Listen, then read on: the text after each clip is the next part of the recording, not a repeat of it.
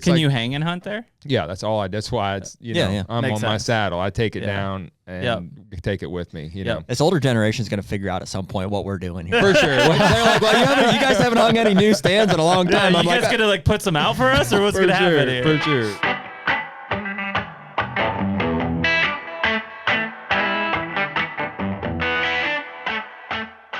HUNTR Podcast is brought to you by Deer Grow. Man, we've been using Deer Grow products for a long time. The Plot Start and Plot Boost, more recently Plot Till. Now we've got 3 new liquid fertilizers that have been put in the mix that will cover everything we could want for a food plot program. It's huge, man. The more food plotting we do, it's like, man, the liquids just make sense. Like whether it's herbicides or the Plot Start and Plot Boost, and now the fertilizers getting mixed in. It's like, man, I can combine all of those in certain cases and do less passes for more results. I mean, it's all about efficiency. I mean, like you said, less passes. If you're out there treating your beans with glyphosate in the summertime, you can mix in this fertilizer, do that all at once. You have the boost in there to help some metabolism. It's all about efficiency when we're talking about food plots. And really the big difference on these liquid fertilizers is you're bypassing some of these soil limitations, pH limitations, the soil type. In a lot of cases, we talk about dry fertilizers only being available for 17% of what you put down in the first year. These liquid fertilizers straight into the plant are 90% available in the first year. Huge difference in what you're going to see in growth. It's huge. And so right now you can use code HUNTR15 for 15% off any of the Deer Grow products on their website. And as always, better food plots, bigger deer. And we're back. Ew. HUNTR Podcast, episode 229. As Nick keeps us in line, he's editing, as always. And it is. Staying busy. Yeah. Wherever you guys are listening to us from, we appreciate you guys being here, whether it's YouTube, Apple Podcasts, or Spotify. That's where we put all these episodes. We drop them Tuesday and Thursday nights at 6 p.m. Eastern time. And if you've written us on Instagram DM or the website, those are the 2 that we check the most frequently. We're pretty on top of that. Ooh, I'm behind on Instagram now. That's because they updated they updated the app. It used to be all of my message were in like the all, and now there's a general, a primary, a request, and like I'm way behind. So we're figuring out the new process for that. So, but thank you guys there for sticking with us. There's some merch on the website. I'll probably wear my hat, or actually I'm not wearing my. Yeah, Jeremy's got a hat on there. We got a bunch of that stuff, and a lot of you guys have bought stuff for Christmas, which is pretty cool. I see a lot of like female purchases, which generally like during this you don't see that. Yeah. But recently I've seen a lot of like Melissa's and Rebecca's buying stuff for I assume your boyfriends and husbands. Nick appreciates it. That's pretty cool. A salary. That's pretty cool. So, and thank you guys for being here. So, and here we go. And we've got an in studio guest here. Yeah, Levi Morgan. Local boy. Yeah, what's up? Local boy Levi Morgan. Hard to believe, but anytime like I'll have a conversation with someone and they're like, oh, where are you from? I'm like, oh, I live in Fayette County. And they're like, yeah. They're like, God, doesn't Levi live down there? I'm like, yeah, he's like 10 minutes from there. They're like, really? I'm like, yeah, he's like right there. Dude, there's just a surprising number of like, if you could call them industry guys that come out of Pennsylvania, specifically like this region. Yeah. Wouldn't you say so? Yeah, I would say so. For sure. I know of several just right off the top of my head, I think. You know, another one you probably don't know about? You know what Deer Society is? I do. You know the dude that runs their, Brian Lemke is his name? I know of Brian. Brian's from here. Brian's from Holiday Park. Yeah. Went to Ultimate Outdoors. Oh, wow. I didn't know that. Yeah. It seems like every month I find a new guy. They're like, oh, I'm from right there. There's some serious guys that come out of Pennsylvania. Yeah. For sure. There's not many hunters up here, though. No. Yeah, right. I don't know why. Yeah. It was fun. We probably could have rolled pre-podcast there. We were already into deep discussion. Sorry to leave everybody out. Yeah, it's funny because I've lived here since 2016, I guess. So whenever it is, 8 years. And, I talked to a lot of the guys about the mountain because I hunt it fairly hard. And, in gun season, I hear shots, but not like a ton. And they're like, man, you like wouldn't believe what it was like 15 years ago up there. Like just a complete war zone, and it's like, yeah, I mean, I still see plenty of guys hunting up there. I mean, there's no shortage of guys hunting on the mountain by any means, but yeah, it is odd when you're sitting out there and you hear, 10 shots or 15 shots on the opening day. And, these guys are like, yeah, it was nothing to hear, 50 to 100 easily. Yeah. Even when like me and Samantha were dating and like I was hunting coal mine property and that public land in Greene County and stuff, like with her dad back in the day, it was way worse. It was a war zone. Yeah. Yeah. Way worse. Like dangerous. I know. Like shots before daylight. Oh, like, yeah. Just like wild stuff, but I mean, I grew up that way in South Carolina, North Carolina too. It was the same deal. Opening day of gun season was like. It's nuts. Are you from the Carolinas originally? Yeah. North Carolina originally. Yeah. When did you move up here? When we had Landon, so 12 years ago. Oh, wow. That's more recent than I thought. Yep. Is Samantha from here originally? Yeah, originally. That's why. Uniontown. Yeah. Yeah. So, I mean, rifle season's interesting. And I think, I think crossbow hunting has changed that a little bit because a lot of those guys are tagged out before gun season now, you know? So, yeah, I mean, love it or hate it, it definitely has changed it a little bit. Yeah, I mean, I heard a lot of guys in the northern tier of Pennsylvania talking about the lack of hunters they're seeing in the woods up there. And if you look at the numbers, sure, like there's a decrease, but I think that has absolutely changed the number of gun hunters in the woods at that point. They have 2 months prior to this to tag out potentially. For sure. And I lose way more of my bucks in October, like late October, than I do in gun season. Yep. When my bucks start like walking, they come back. Like I had 2 this year that I got pictures of with arrows sticking out of their back straps, and I'm like, what are we doing, guys? Like not people, the deer. I'm like, why are you leaving but that's what we were talking about before we even started here, but they just walk up there in the mountains. Well, not to mention all the roads as well. I mean, I've had several bucks over the last 8 years get, I've never seen them again. And then a year later, someone will show me a picture and they're like, yeah, this buck got hit down on here. And I'm like, that's 2 miles from me. And that's the deer that's been on my place. Oh yeah. My number 1 this year, I was in a tree in Nebraska and Voyhofer texted me. Yep. Said, hey, big deer got hit by your farm. I was like, can you find a picture? He sent it to me. I was like, well, that's timber, So, but another buddy was like, hey, I just saw a giant deer crossing onto your farm last night, the night before. And I'm like, gosh. And I knew he lived there, but you just hope it's a 6-point that gets ran over. Exactly. Never is. But never is. Did you guys get hit with that EHD at all this year on your farm? I know Green County, some areas got smoked. Yeah, there's a chance, man, because I lost so many deer at the same time.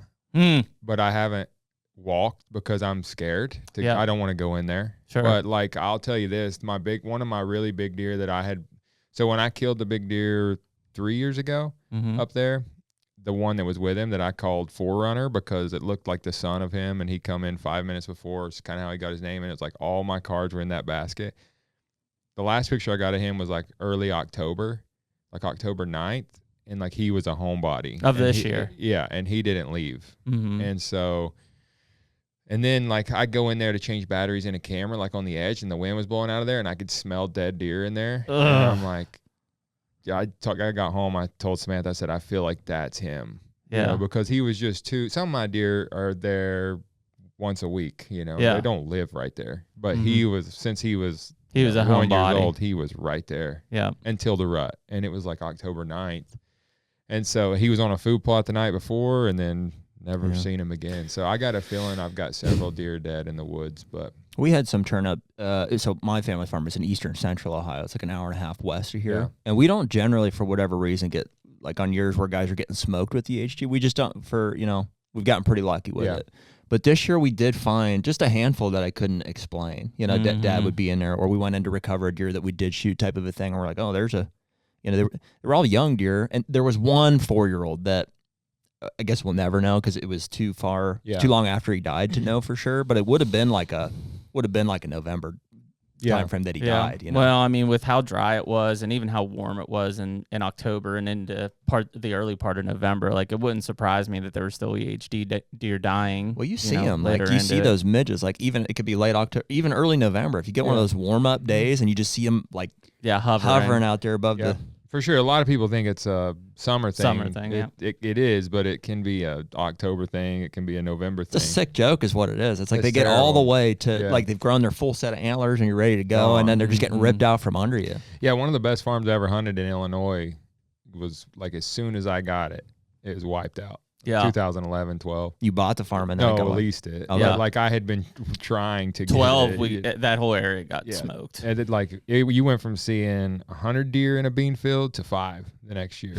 And it was like, geez. And we had 2 shooters and I killed one of them and I was like, I can't shoot the other one. I know. So it's never really recovered out there yet, has it? No, I mean, there's qualities of bucks, but the numbers just aren't there. Yeah, like we picked up, I haven't hunted Illinois seriously since until this year, like off and on. But we leased 3 farms this year out there. It was like because it's just really like I feel like finally, 12 years later, Yep. I feel like We bought a farm out there last year. Oh, did you? This is our second year on it. Oh, right on. Right on. West Central. We seemed okay the last couple of years. Like, I mean, I'm sure there's some deer dying around there, but the numbers. I mean, Jeremy and I'm the eternal optimist. I'm like, they're there, dude. They're there. You know. But as time goes on, I'm like, man, there's just not a lot of deer on this place. Right. Yeah. And we hear the neighbors shooting quite a bit, and they're like, yeah, shot some does, and I think guys are just killing deer. Right. Yeah.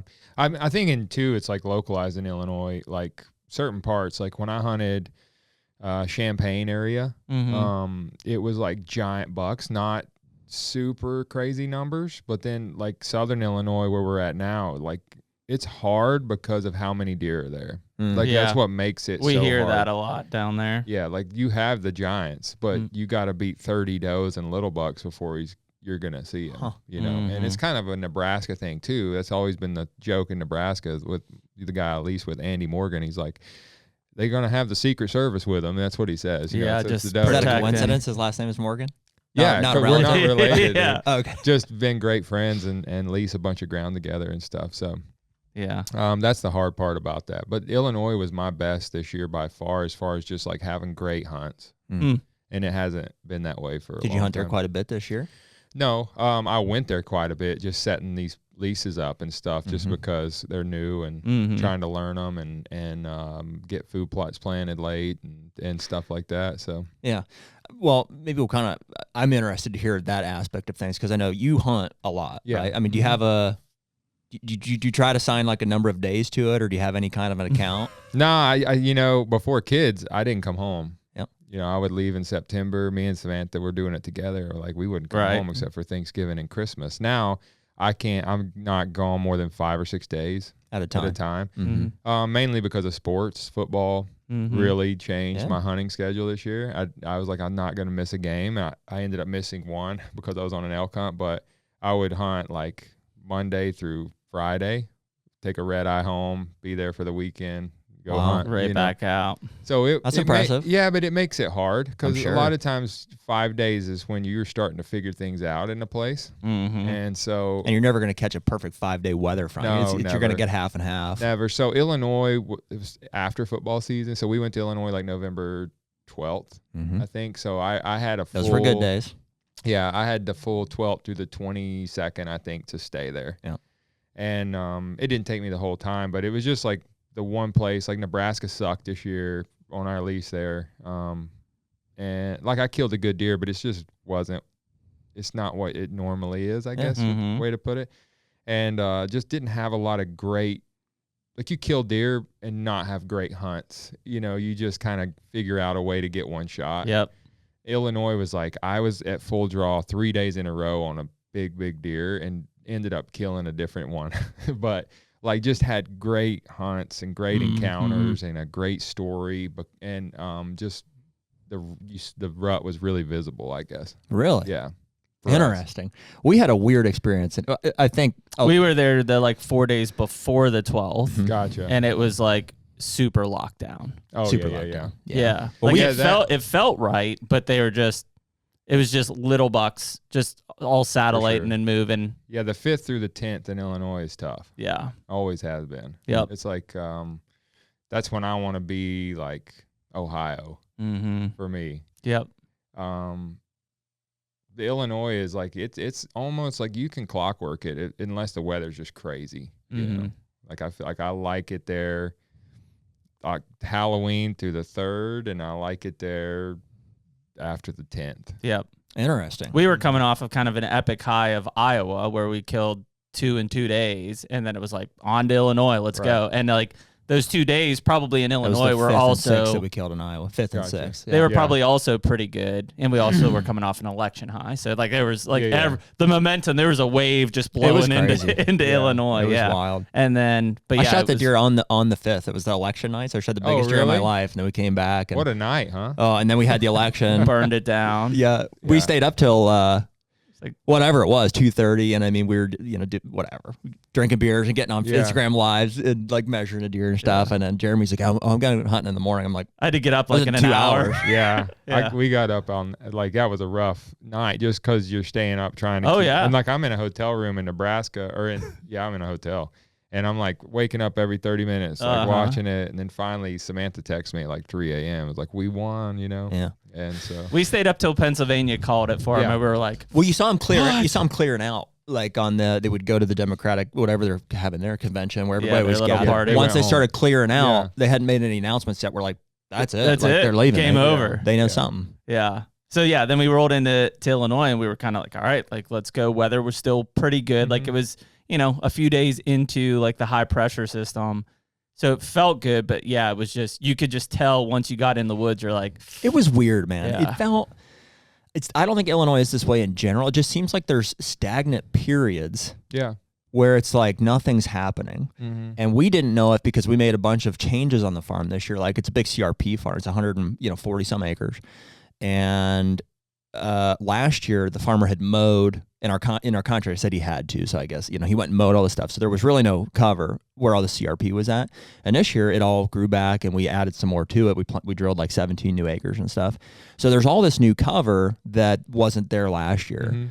And so that's in our mind too, on top of the EHD thing. We're like, what is happening here with, I ended up seeing both of our shooters, which were, one's probably a 5-year-old and the other, who knows, mature deer, 5+-year-old deer. And they were just like either super locked down in that, like the one time I saw him just stand up because like a fork horn went in there. Oh yeah. And he just stood up for 5 seconds and I saw him way across the valley and I'm like, okay, so he's over there. And then I would make a play or whatever. The other one, same thing. I just, pop his head up out of some foxtail and I'm like, and that was it. And then they're gone. And they never showed themselves. Like even on the cameras, it just was like, it seemed like either they were barely there or they never came out of cover or I don't know. That one night we didn't even see them. You were sitting there and it's like 100 yards behind you, you hear snort wheeze and you're like, and then you see the little buck on the outskirts. Gotcha, yeah. Yeah, so it's like sounds like lockdown. Yeah, it's like they're there, right? And you're in their wheelhouse. It's just their movements are so micro at that point. It's crazy. But they're not like zombie walking. No. Yeah. The one time he did, I almost had him. I had him at 40 yards and he did the whole thing, walked the whole farm like they do, Yeah. That's what we're figuring out is like in Illinois, and who knows, as we get to hunt more and more places, maybe that's just like a Midwestern thing, but on our Illinois farm, it seems like when those big ones get up, they walk past all the sets. They go everywhere. Yeah. So you just have to be there on the day. Yeah, the one I killed was doing the same thing. He walked by my truck. He walked by the whole farm. He's just crazy. I think he had lost a doe. Yeah. Because he was frantic. Yeah. Just did not care, and it was like 9:30 in the morning.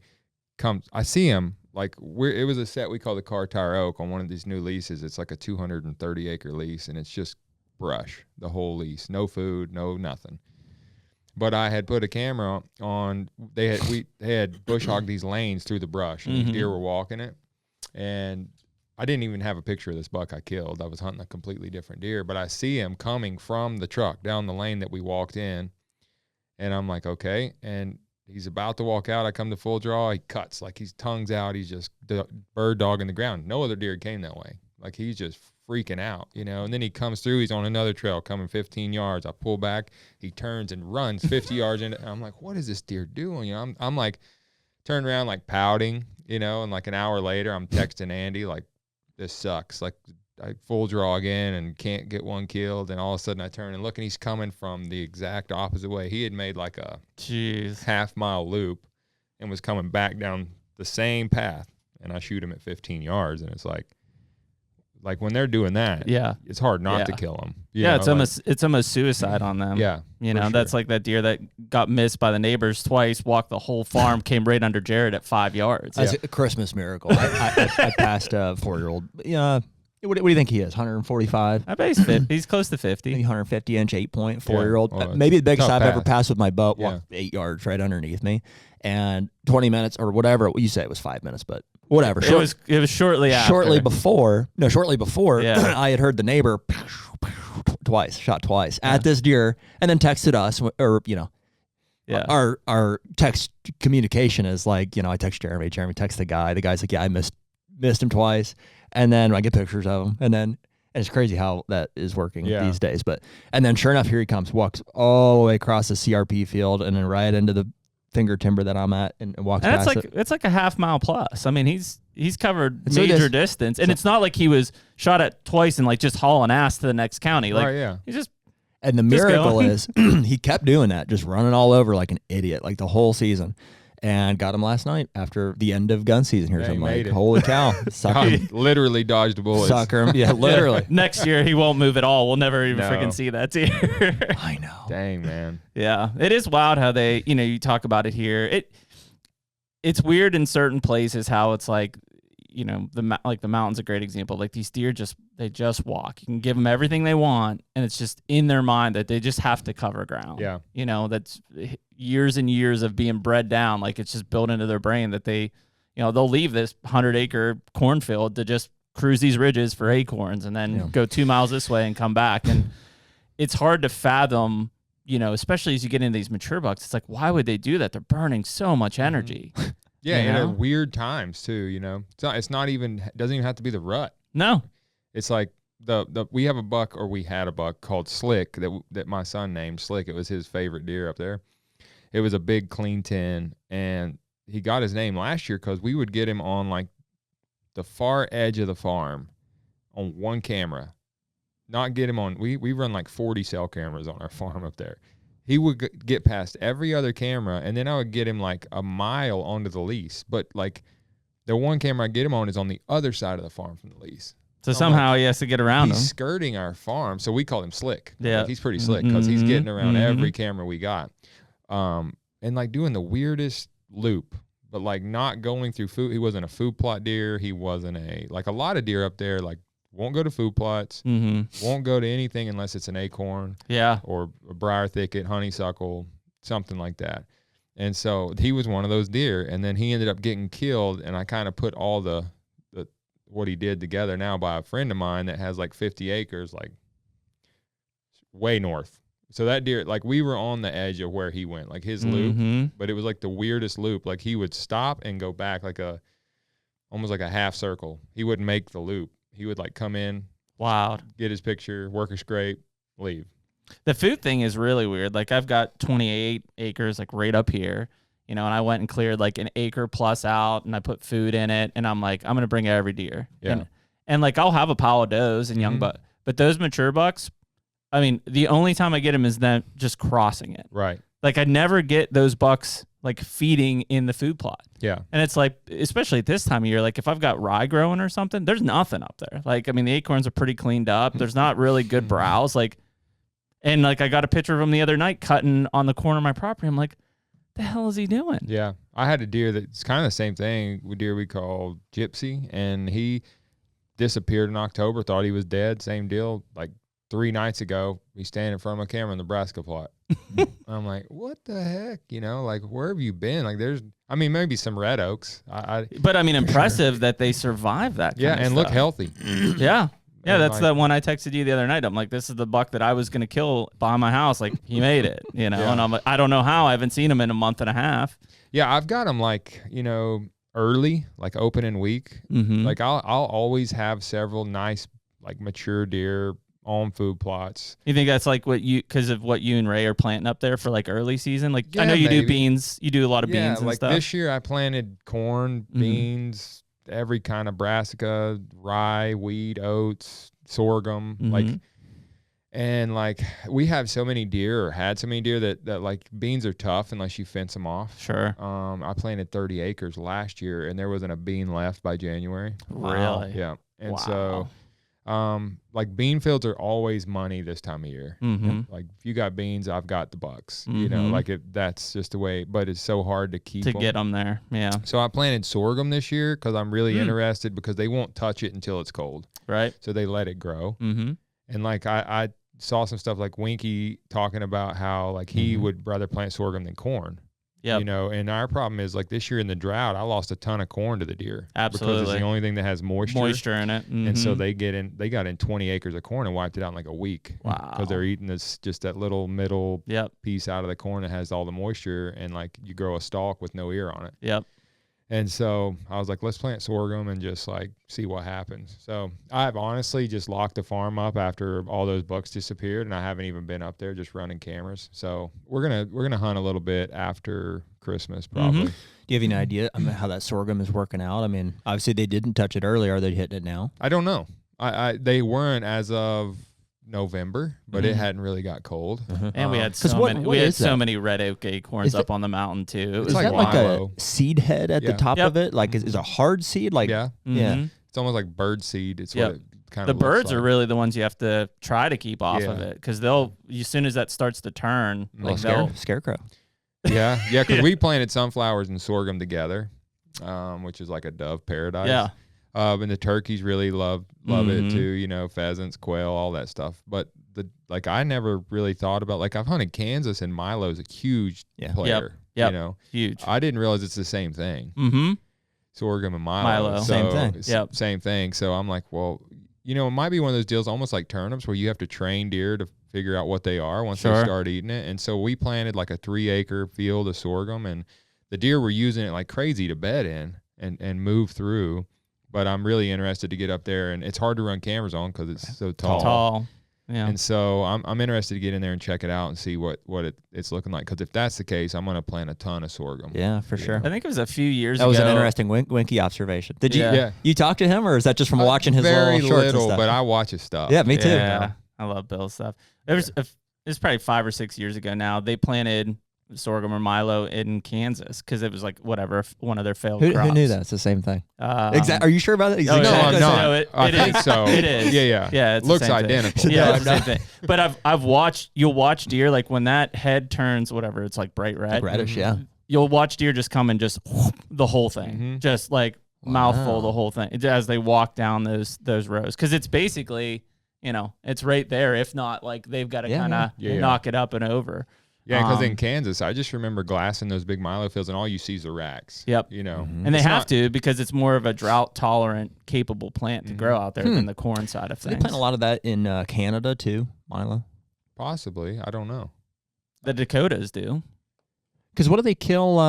Canola. Lakoski, is it canola? Canola. That's not the same thing, right? It's not the same thing. No, canola's a brassica. Yeah. Oh. Yeah. Boy, shows what I know.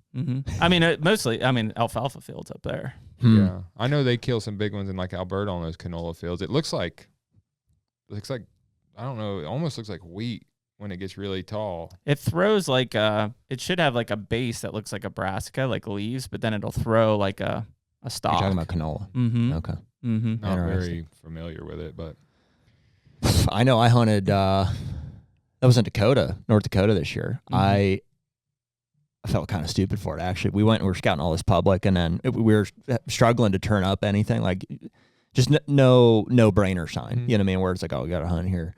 And eventually we found this like pretty secluded spot, and there was this giant bean field, 100+ acre bean field. And I was like, should be in good shape, totally green field.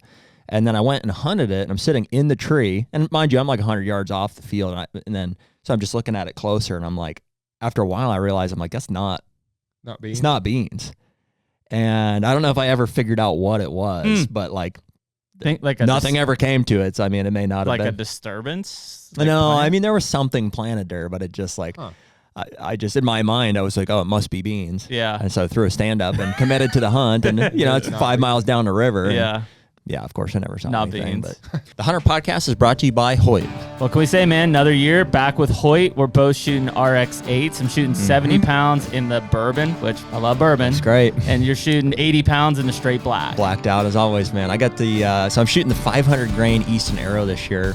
And at 80 pounds, I'm flinging that thing at like 300 feet per second. I mean, it's deadly. Put a water buffalo in front of me and he's done. I mean, we shot it earlier. You literally put an arrow through a brand new target, like never been shot before. I know. So one other thing that Hoyt is doing this year is they're making all their own strings in-house. And so the quality is top notch, and it just really is something that is setting them apart from their competitors. Well, what we always try to do when we go to our bow shop, Ultimate Outdoors, is we try to shoot other bows just to make sure that we are really giving everybody a fair chance. Sure. The reality is it's a no-brainer. Hoyt stands above all of them every single time. Definitely. And so right now you can use code HUNTR, HUNTR, for 20% off any apparel on the Hoyt website. And as always, get serious, get Hoyt. Well, dude, I was going to ask you kind of the root of like, you know, you said we hunt a lot and you talked about how you break those up into, right. Yeah. You know, to be able to come home with family and stuff. And it also sounds like you're spending some time on the properties. You mentioned you have some leases and stuff. And I'm like, I know that Jeremy and I struggle to like figure out how to, and you know, spend time on these properties and hunt them as much as we want. And we're not hunting nearly as much as you are. So I'm curious, like, if you can share with us, like, is it leases, outfitters, permission properties you buy? How are you piecing that all together? With whitetail stuff, hardly ever an outfitter. It's just one of those things that I feel like I know, like it's what I love to do. And to me, it's the fun part is the strategy. And so like Texas, it's Cactus Jack, like, but I've hunted all over Texas, but Texas is not really a place where you can just go knock on doors. Right. That doesn't, you know, it's just not a thing. Seems like everybody goes to that Cactus Jack ranch. It's the only one you see. I saw Lindsay's were just there. Like everybody's there. So Cam was just down there. Yeah, I know. Well, I took Cam last year and he was there a day and became a member. And I was like, wait a minute. Wait a minute. I love Cam. I took him down there for that reason. He was looking for a good South Texas spot, but and that's where Waddy was with him, right? Waddy was down there, yeah. So Waddy was texting me. I was down there the week before they were coming, and he's like, "You think if I'm down there 3.5 days, I can kill a mature buck?" I was like, "If you're just looking for a mature buck, yes, you're good." It can really get. I know it's funny to say, but it can get really tough there if you're after one deer. Because like the deer I killed this year had been seen one other time all year. How big is that place? It's now they just added to it's almost 7,000 acres. Wow. You know, so and but it's a special place. But it's not like Texas. I've never looked at it as a place where like I don't know Texas. Yeah. I mean, it's corn. You're hunting over corn. Yeah. Nobody knows Texas. Yeah. I mean, it's not like it's not like you're setting up senderos, brush, and a feeder. Yeah. Like you're either. And this is southern Texas. This is South Texas. Yeah. It's at 3 county, but I've hunted the hill country. I've hunted all over Texas. You hunt them the same. Sometimes it's alfalfa bells. Sometimes it's throw out corn. Sometimes it's feeder. Sometimes it's cottonseed. But you're hunting a bait station pretty much. Like I would love to get into that place and like take a saddle and there's a few mesquite trees you could do it in, like hunt water holes and stuff. Oh yeah. But the problem is I don't have a green light on half the time down there. So it's just a place I've just kind of chalked Texas up as like, I want to go enjoy my time. It's at the end of the year. I was gonna say it's tired. A good late season type of thing. Like people are do they send a guide with you? Because I'm sure they're managing first, not anymore. They want to make sure you don't shoot the wrong thing. Yeah, they trust me enough now, I think. But when you first, like if you're a guest down there, there's not a guy sitting with you. There's a guy in a box blind 200 yards away texting you. No way. Yeah. And he can just like from a surveillance. Yeah. He's watching, and he's like, because you'll see, you know, on a good day, you're looking at 10 deer over 160.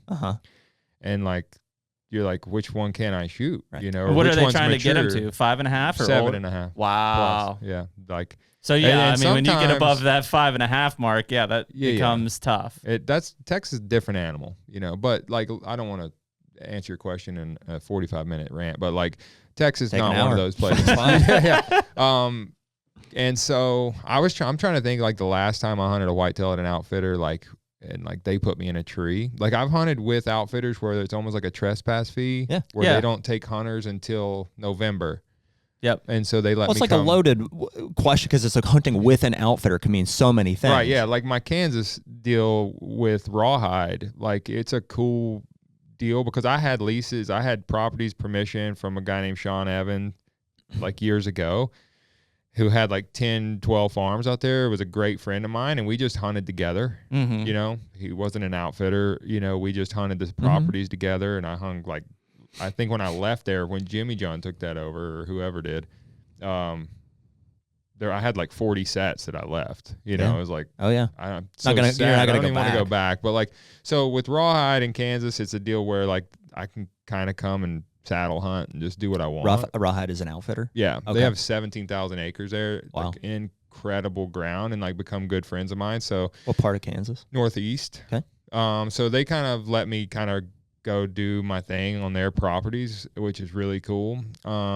And that's really it. Other than that, it's leases and property I own that I'm setting up myself or with Andy or like Illinois. That's the way to do it with leases. It sounds like you've got guys that live locally that are like, hey, we go in together on the lease and then they help you with the boots on the ground stuff. They don't live locally. We just, so like Yeah, because Andy's in Tennessee? Andy's in Tennessee, and then Hunter Renfro, who's on the lease with us, plays for the Royals, so he never set foot on our leases until the end of October. Hunter's a Mississippi State grad. Yeah. So it's like I was in Illinois this year. I went out there several times shed hunting. I took my boy shed hunting. We run cameras, and we were putting out tons of cell cameras, just trying to learn the places. And then Andy went with me to plant food plots. And like we're renting the equipment.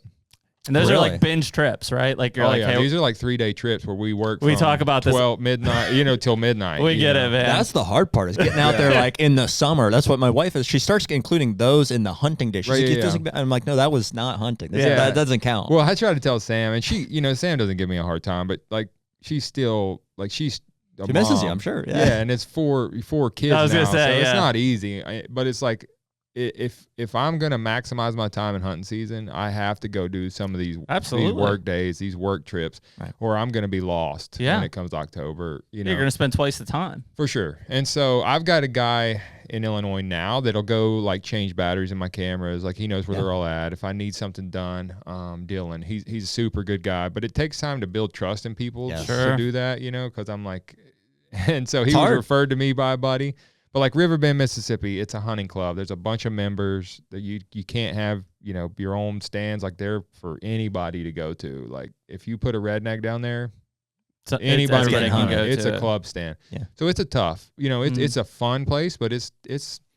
Can you hang and hunt there? Yeah, that's all. That's why it's I'm Makes on sense. My saddle. I take it down and take it with me. You know, this older generation is going to figure out at some point what we're doing here. For sure. They're like, well, you guys haven't hung any new stands in a long time. You guys gonna like put some out for us, or what's gonna happen here? For sure. And then Ohio's my dad's family farm that I've hunted. So that's kind of where I learned to hunt. I was gonna say you guys have been hunting that a long time. Where at? What's that? You said Ohio? Yeah. Oh, word. Southern Ohio, Adams County. Cool. So that's where my mom and dad live. And then I have permission on about 1,500 acres there, which is phenomenal. Wow. I haven't even set foot on except for cameras this year. There's some big ground down there. Yeah, big. This is a piece of ground that me and dad looked at since I was a kid. Like we would go glass giant bucks in. And then dad is a rock mason. He did a job for the guy that ended up buying it. And so through the contractor there, we got permission to hunt it. But I haven't. Funny how that happens. Yeah, so like it's kind of the way. Like I don't really promote that side of what we do as far as like setting up stuff or like. That's what you enjoy. Boots on the ground, but it is like I hate just being a trigger guy. Yeah, I just don't like it. Yeah, when it comes to whitetails, because I know so much. I want to know why. I want to know the story. I want to be part of the whole deal. Like I don't like hunting in stands other people hung. I just am weird like that. Like. I can't remember the last time I killed a buck out of a stand somebody else hung. Like it's been 10 years maybe. I just don't like it, So I'm like even in Wyoming, that big deer I killed there. Like that's why I love like with Bighorn Outfitters, my buddy Dustin the crew. Like we were buddies way before he started that place, And so like when he for years he's like, dude, me and Rich got this ground, you got to come hunt. And I was like, nah, I'm good, And then finally I was like, I'll come out. And then for a mule deer hunt. And then I realized how good the whitetail hunting is. And I'm like, this is stupid, dude. Like y'all like. But they don't think about whitetails. Is that not really? Is that the one where you killed that?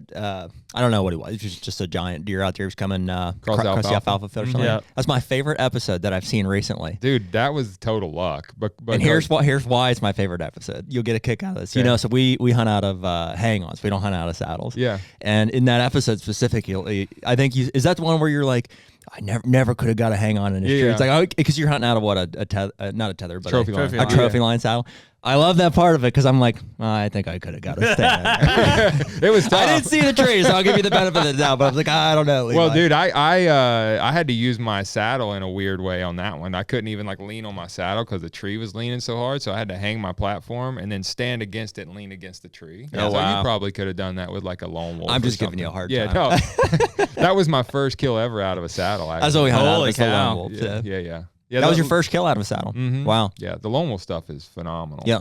The custom gear stuff. I love Cody too. He's a cool dude. Yeah, he's awesome. Yeah. If saddles weren't a thing, and it was only lock-ons, and I had to just choose which one I hunted out of, it's a lone wolf. There's nothing close, dude. There's no. But honestly, the saddle thing for me, I swore I'd never be caught dead in one. I was like, that's the dumbest thing I've ever seen. And then Sean was like, just I'll drive to your place. Like, I'll set it up. I'll show you. Just like, just try it. And me and Mike are like ready to tear this apart. Like, this is stupid, you know. The minute we got in it, I was like, it's not that bad. I was like, it's like all you guys are using now, though. 95% of the time. I gotta give those whatever you're gonna call them, the guys that own those saddle companies or their marketing guys credit, because they're go-getters. They killed them. Josh Bomar told me the same thing. I found out earlier this year. He's like, I don't know who it was. It was one of those companies had sent him some stuff. And I was like, no. I was like, we got to get ahead of this. And so I had Cody send him some of this stuff. Not like we were fighting over it, but I was like, dude, because obviously we believe there's, a better way, and it's all preference at the end of the day. But. Yeah, I totally get it. I think, doesn't Lone Wolf have a saddle platform though? Yeah, they do. It's like a hybrid. Yeah. It's a good platform. It's great. It is, my buddy that was filming me a couple weeks ago had it. Yeah, it's just got a little bit more foot room, and then, it's got a seat, too. It dumped him out of the tree, but it was a sweet platform. It wasn't the platform's fault. Well, you know what? Truthfully, I got one of those at the beginning of the season, and I was excited about it because it doesn't have any cables. Like, it's short enough that doesn't have. And so in my mind, the 0.5s is what I hunt out as the smallest one.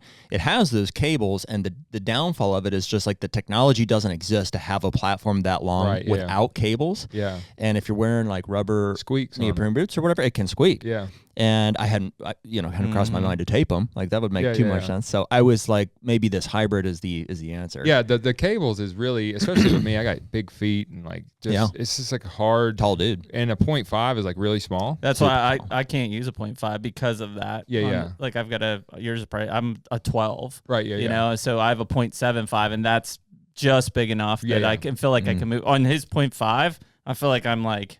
Right, yeah. Well, it's the squeaking that get like. It's the squeaking. Yeah. For me, it's like, if I move, it's like that. Tape is the answer. Put hockey tape on there. Mm-hmm, little hockey tape, eh? That was one of the, honestly, the biggest, like, smallest things that you could do, but made the biggest difference for me this year was taping that. Mm-hmm. Yeah, those it's just crazy thing about where we've came in 10 years. Even though saddles were around in the 60s, nobody used them because they weren't what John Eberhard. Yeah, exactly. Not many people, because I'm like, man, this is new and cool. I've been here this whole time. Sean was like, this isn't new, bro. And I'm like, oh, but like going from like ladder climbers. So you liked it. Like, when you got into it pretty early on, you were like, oh, I'm liking this. Oh yeah. Like that first time, like it took about 2 weeks of hunting in it hard. Yeah.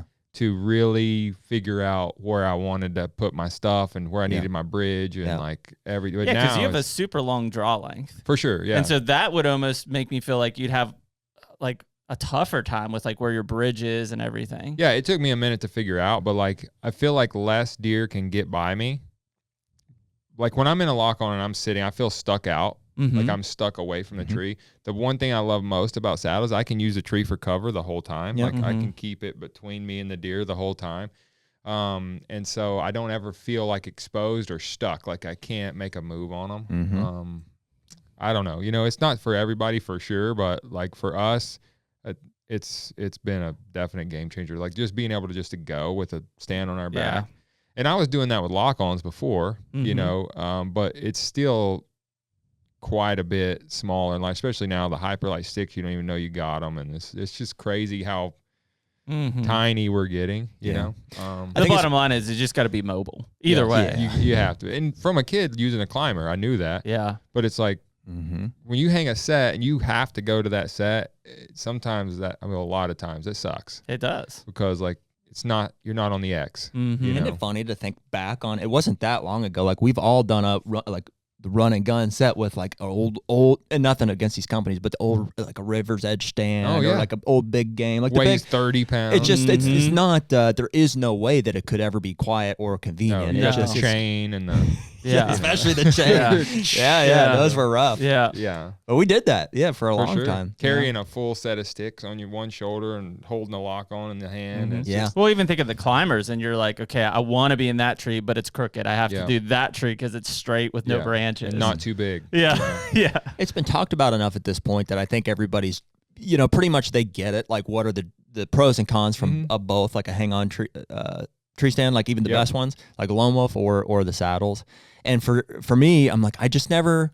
It was so ingrained in me, like just to even look at the tree. Like my whole thought process was around how how I'm going to get in the tree, like what side of it I'm going to climb and how I'm going to be positioned there.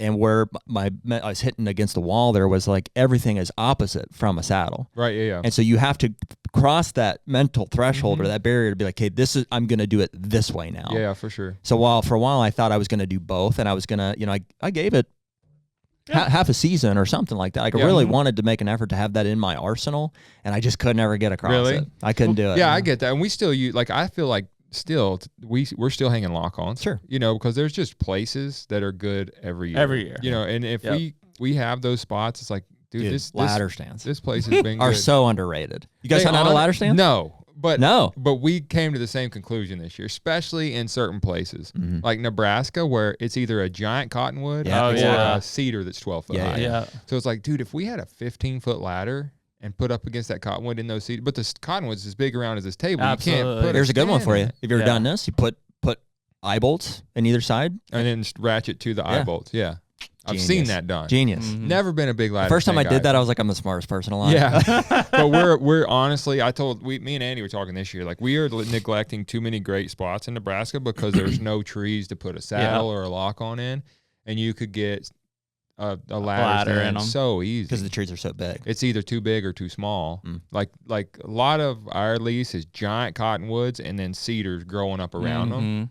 But you can't get straps around them. If you could just lean that ladder in those, tuck it back in those cedars, deer would not. After hanging and hunting like all season, there's something nice about just crawling up into just a preset ladder stand and just being like, even a lock on, dude. Like every once, like the deer I killed in Illinois this year, me and Renfro and Micah went in the rain like 3 days before that and hung a set because I was getting so many mature bucks walking by this spot, and it's the dumbest spot if you could see. It's like I almost walked by it. It's too close to where we park. One of those deals. Yeah, I know exactly what you're talking about. And so, but I was like, it's too much. Like, there's too many deer walk. Like, there's trails and scrapes. And I'm like, I'm just going to throw a camera here because I don't know this farm very well. And it was like every day a mature buck walked by this tree. And it's like the perfect oak tree. I'm like, I'm not saddle hunting this. Like, let's just get a lock on it. And that day, we slip in there before daylight. Don't make a noise. We're up in like 5 minutes. And I'm like, looked at Mike, I was like, bro, that was so nice. That was so nice. But the bottom line is, like, when you're running gunning, it's just not, you don't land on those spots very often. No. But when I do, I'm putting a lock on there. Yep. It's not like I'm anti-lock on. It's just so many times I'm sitting in a lock on going, I wish I was over there. Yeah. Oh, absolutely. Well, for us, it's the whatever metaphor you want to use. Like it's what we're using to test spots. Like you said, it's like, I think this could work. And then once you find it, the goal is always to get a permanent set in there. Because why wouldn't you want to? That spot in Illinois that you passed that 4-year-old 8, after like 2 days, you're like 2 sets. I was we're putting one right here. For sure. Gotta have one. And it takes time, like, to break a piece down and you don't want to go hang 40 sets on a new lease. Nope. And then move 38 of them. That's what we used to do. I've done them. They're still in the tree. Yeah, for sure. That's what happened. No, 100%. Still there. 100%. And so it's been a really good tool for that, like learning. Like, okay, well, and then after 2 years, you're like, well, every deer for some reason ends up right here that comes like within 300 yards. Yeah. And there's just, for some reason, that's the way it is. Even on my farm in PA, like year after year, mature bucks use certain areas exactly the same. And they're not like sending telegrams to each other. It's just the way just the way that the lay of the land is. Them. And so you learn that, and then you're like, there needs to be a stand right there. How do you feel about like blinds as a part of the equation? Like, I'm sure we're all hunting out of blinds in some capacity. Like, what's your the kids? It's great. Yeah, and it's the most effective way to kill a big buck on food. Yeah, no doubt. I don't get the same experience. It sucks doing it. Yeah. But like we work with grizzly blinds, and I love like hard blinds up on a platform over beans, over food. The wind is not nearly as big of an issue. How do you like that? I don't mean to cut you off. How do you like those grizzly? Grizzlies are by far my favorite. Yeah. And like I've been through them all. Talked to Jake over there. To reach out to see a week ago. We've been talking about some stuff. Yeah, Grizzly's been just the people. Just been a great company. Yeah. Just and you like the blinds? Love the blinds. I love the drink. Like I'm a caffeine addict. So like I've got coffee. Speaking our language. So like if I don't have my coffee in the tree with me, I bring our espresso maker to camp. Oh yeah, I've got a Breville. I could. I make gourmet coffees for the dads and stuff all the time. Yeah, so like their drinkware like is really, really good, really quiet. Their new stuff. And so from the coolers all the way down, like, did you get one of the big coolers to do your ice bath in? They sent it to me to do an ice bath without knowing I will never do an ice bath. And so I have 2 giant coolers. Jared, you just started yours, I did mine yesterday. Really? Yeah. So like, Joe mine's seasonal because it's Tractor Supply just bought like a tub, and so I can only do it in the winter. So finally, it was cold enough, and I got the balls to jump in there finally. So, dude, I don't know, man. It's once you get in there and you figure it out, you'll like it. Maybe that's what like the he's one got of the guys, Southern blood still. Yeah, Joe Cadle's like, dude, you got to, and they sent me that big. It's a giant blue cooler. Like I could fit 3 of me in it. Yeah. And they're like, if you want to do ice baths or whatever. And I was like, Joe's like, we're doing an ice bath. Like we work out together when he's in. Like he worked with us on a lot of stuff. And he's like, then we're going to do an ice bath. I was like, no, we are not. Like, you can do it. Go for it. But yeah, you got enough buddies doing it, dude. Lukoski's big into Micah it. Cam's big into it. I know. Micah doesn't. Yeah. I'm just like, your time's coming. Maybe. Are you cold? Are you cold blooded? I don't get cold that easy. No. Huh. I'm like, I'm good. Yeah. The thing is, it sucks. It's like I always said that it's 5 minutes is the goal. Yeah. And the first minute and a half sucks a lot. Yeah. Because it's just like, and honestly, the minute leading up to it is even worse because you're like, I just don't want to get in there. But then once you do, you're like, oh, it's tolerable. Right. And then at a certain point, like mentally, you're like, I'm a badass because you're like, you know what I mean? It gives you a confidence. It gives you, you're like, I'm beating this thing and I did it and I got in here. I didn't want to. And then afterwards, it's like there is a euphoria that comes with it. For sure. I'm sure like that. I don't know if it's endorphins or whatever. It's like a dopamine hit. Mm-hmm. Yeah. Like I can see that for sure. I burn fat like crazy too. I'm pretty sure. I don't know the science like exactly, but I'm sure there's some good things. I mean, obviously there's a lot of people doing it and sauna. I would love to do a sauna. Like I told Sam, I want to put one in where we put the gym in. If you're gonna do it, my dream is I'm not gonna do it at this house that we have now, but I'm gonna do like do it the right way. You know, build a concrete pad outside, have it, run water to it. Yeah, you can't do an infrared. You're not going to get it hot enough. You got to have the actual get a barrel, whatever, stones. sauna, and get those ice baths are so wicked expensive though. That's the problem. They're like at least $5,000. Yeah, for sure. $5,000 to be freezing in water. Yeah, paying for pain is what it is. The sauna thing makes a lot of sense because like anybody who works out, you just feel good when you sweat it out. If you're gonna do one, you might as well do them both. Get the full experience. Just walk outside. It's cold out after I'm done sweating. It's not the same. It's not the same. But yeah, Grizzly, great. The HUNTR Podcast is brought to you by Quest Hunt Co. Man, it seems like as technology and social media and stuff just gets incorporated into our daily lives in the deer season more and more, it's like we're always looking for ways to just dial it back, spend more quality time with deer hunters, and really make deer hunting and deer camps great again. Yeah, and I mean, we've all been part of that annual buck pull, whether it's at your camp or the local fire department, and we're trying to bring that feeling back with Quest Hunt Co. to be able to compete against other people in your state, but also be part of a national competition. You can sign up in as many states as you want to enter deer that at the end are going to get scored, and you have an opportunity to win some big prizes. And there's an in-person banquet in February that Jeremy and I are going to be at where those prizes are going to get held out. I think we're going to do some sort of whatever, live podcast or speaking. We'll figure that out. But just looking forward to spending time with people who sign up for the tournament. Yeah, so you can go to Quest Hunt Co. and sign up. Use the code HUNTR15 at checkout. They'll save you a little bit of money, and then hopefully we'll be able to see you in Missouri in February of 25 at the annual convention. To make this season a quest. I'm just like at the point, I think, where there's a lot of great companies, but it's like more about the people, I think. Like, I'm like, I've worked with so many good products that are like the people were like a drain. Yeah. But like, so I'm trying to work with people that are like great products and like the people are just. Yeah, you want to work with the people. Like just fun and like pleasant to be around, just good people. And that Grizzly is that, man. Yeah. Like, just great people to work with. Awesome. And then like I knew Jake and he just went over there. So. Right. Yeah, it's been great. The blinds for like Jackson, Landon, late season hunting, spots that's got weird winds. Like I'm a huge fan of like hard shell blinds. There's not a lot that I'm not a huge fan of, honestly. Like baiting, if it's legal in certain areas, great. You know, like whatever you want to do. I'm not like this one lane kind of. I'll do kind of whatever it takes at certain points. Like if I've got to like. 270 acres of our farm, there's hardly any trees up in the mountains. So we have a lot of grizzly blinds. And like, if I had my choice, I'm going to be in the timber on a white oak ridge and he's going to walk down and that sound in the leaves. It's just a different experience. But if he's showing up on a food plot in front of one of my grizzlies, I'm going to go kill him out of it. Yeah. Oh, yeah. Yeah. I've struggled with them personally. I think that, like, I agree with you. I'm like, there's probably, they are the most effective thing there, but I don't know. And my experience is probably, maybe I shouldn't even be talking about it. It's not like I've got a dozen of them out there. It's like I have, three or four around a couple different farms, and I just never, from a maneuverability standpoint, and maybe I'm making mistakes where it's like I should have them on a trailer and I put them somewhere like permanent, and so I just kind of, they're clunky enough that it's hard to move them around. For sure. In fact, I killed that one out of a blind. Okay. That may be the only one that I killed. Yeah. Out of a blind, and I don't know. They're a part of the equation for sure, but we certainly haven't mastered them. Well, they're expensive for one, and like hard to move. Expensive, hard to move around. But like if you have the ability to have them on a trailer and you have big destination food, like yeah. I mean, you can't beat that. That's why you watch Lakoski's and Drury's and all these big buck killers. Like they're in blinds more than they're in anything else. And like I'll be the first to admit, I don't like watching it. Yeah. It's not nearly as fun of an experience to watch. Yeah. Or to do in some ways, because you're not hearing. You just want to be in the sounds. setting. You're not feeling it. Yeah. You're not smelling it. Like there's an experience that comes with hunting that you can't get out of a blind, but there's also certain areas you can't hunt without them. Right. Yeah. You're just doing it. It's a detriment if you just try to hunt them. So I think it's a insanely effective tool.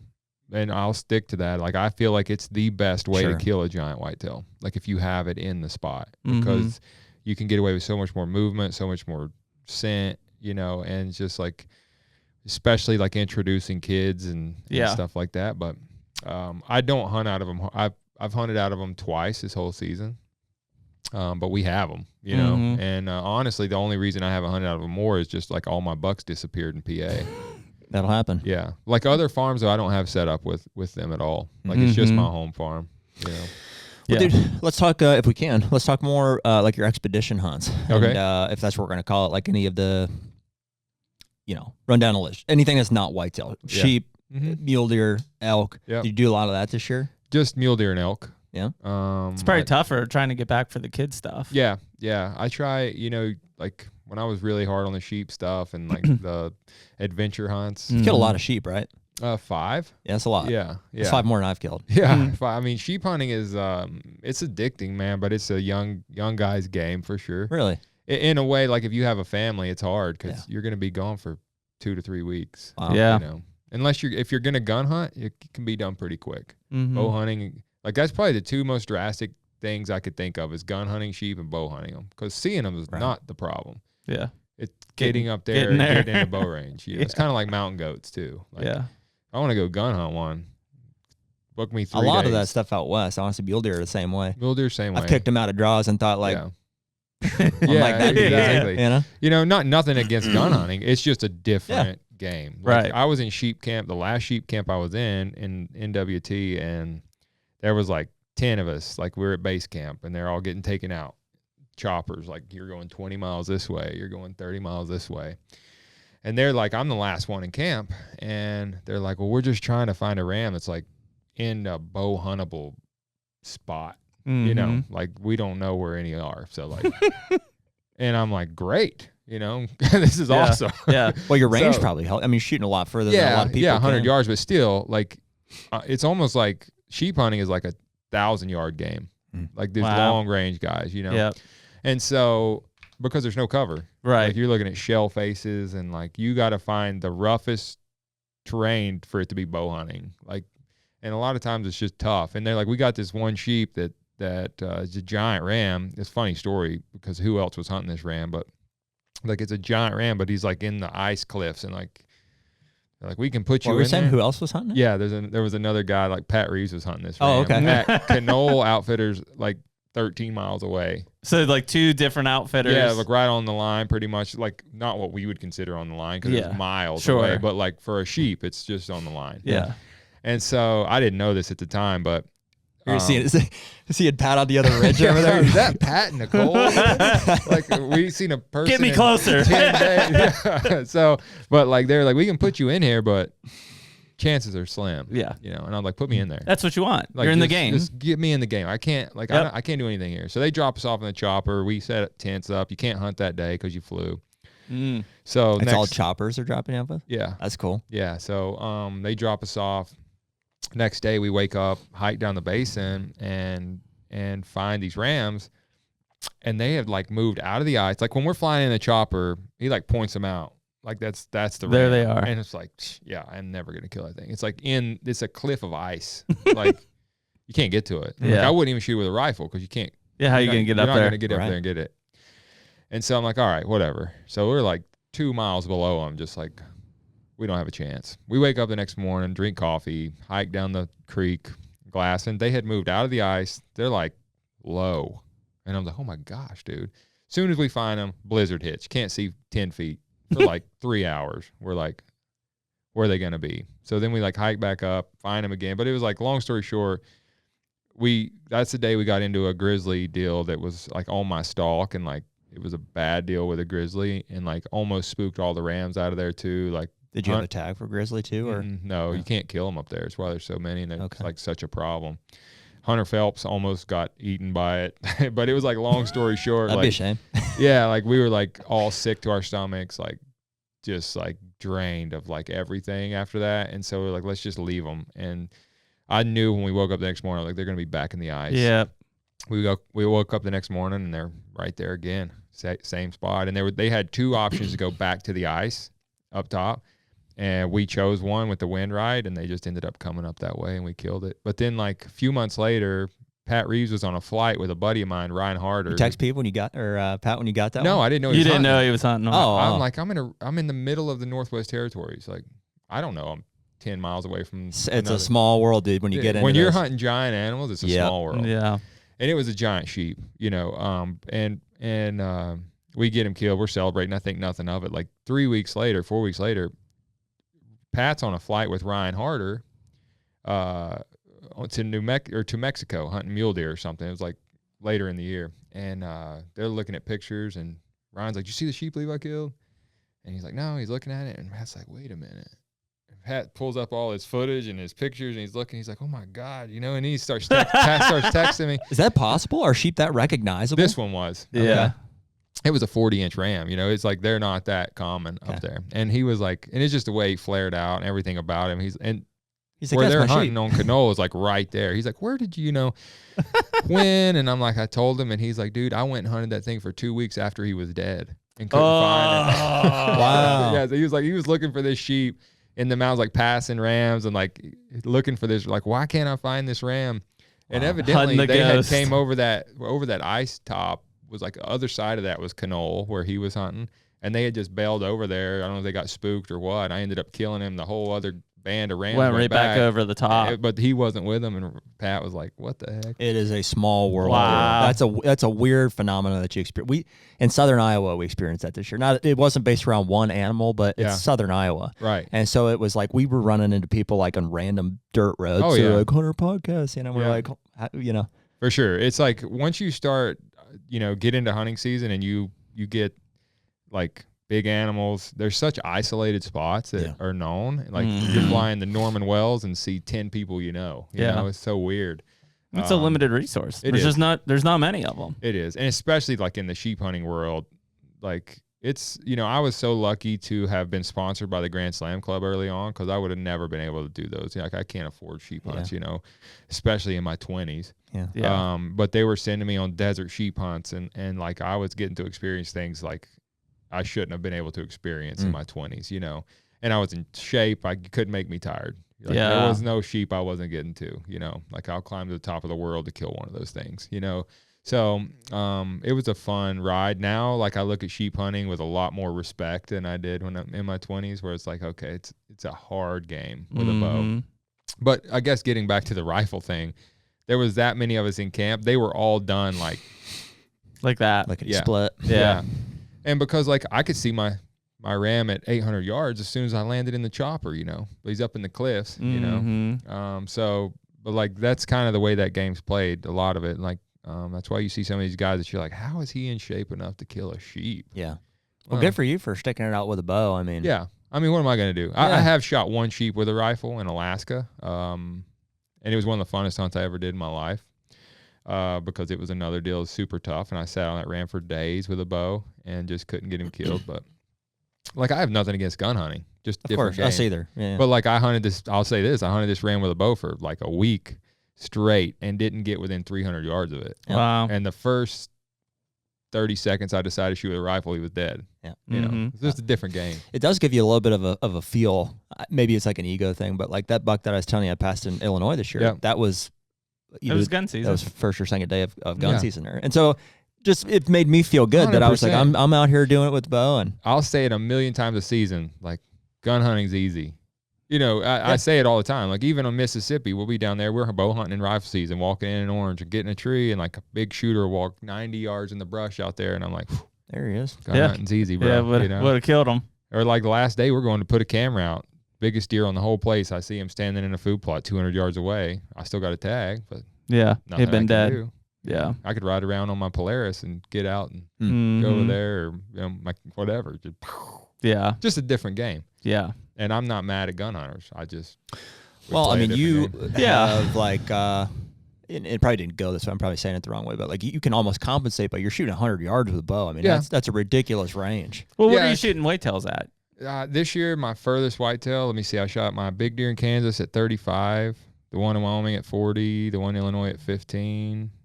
It's a normal guy range. Yeah, normal guy range. Yeah, like I didn't have any long shots this year. Mississippi the other day was 30.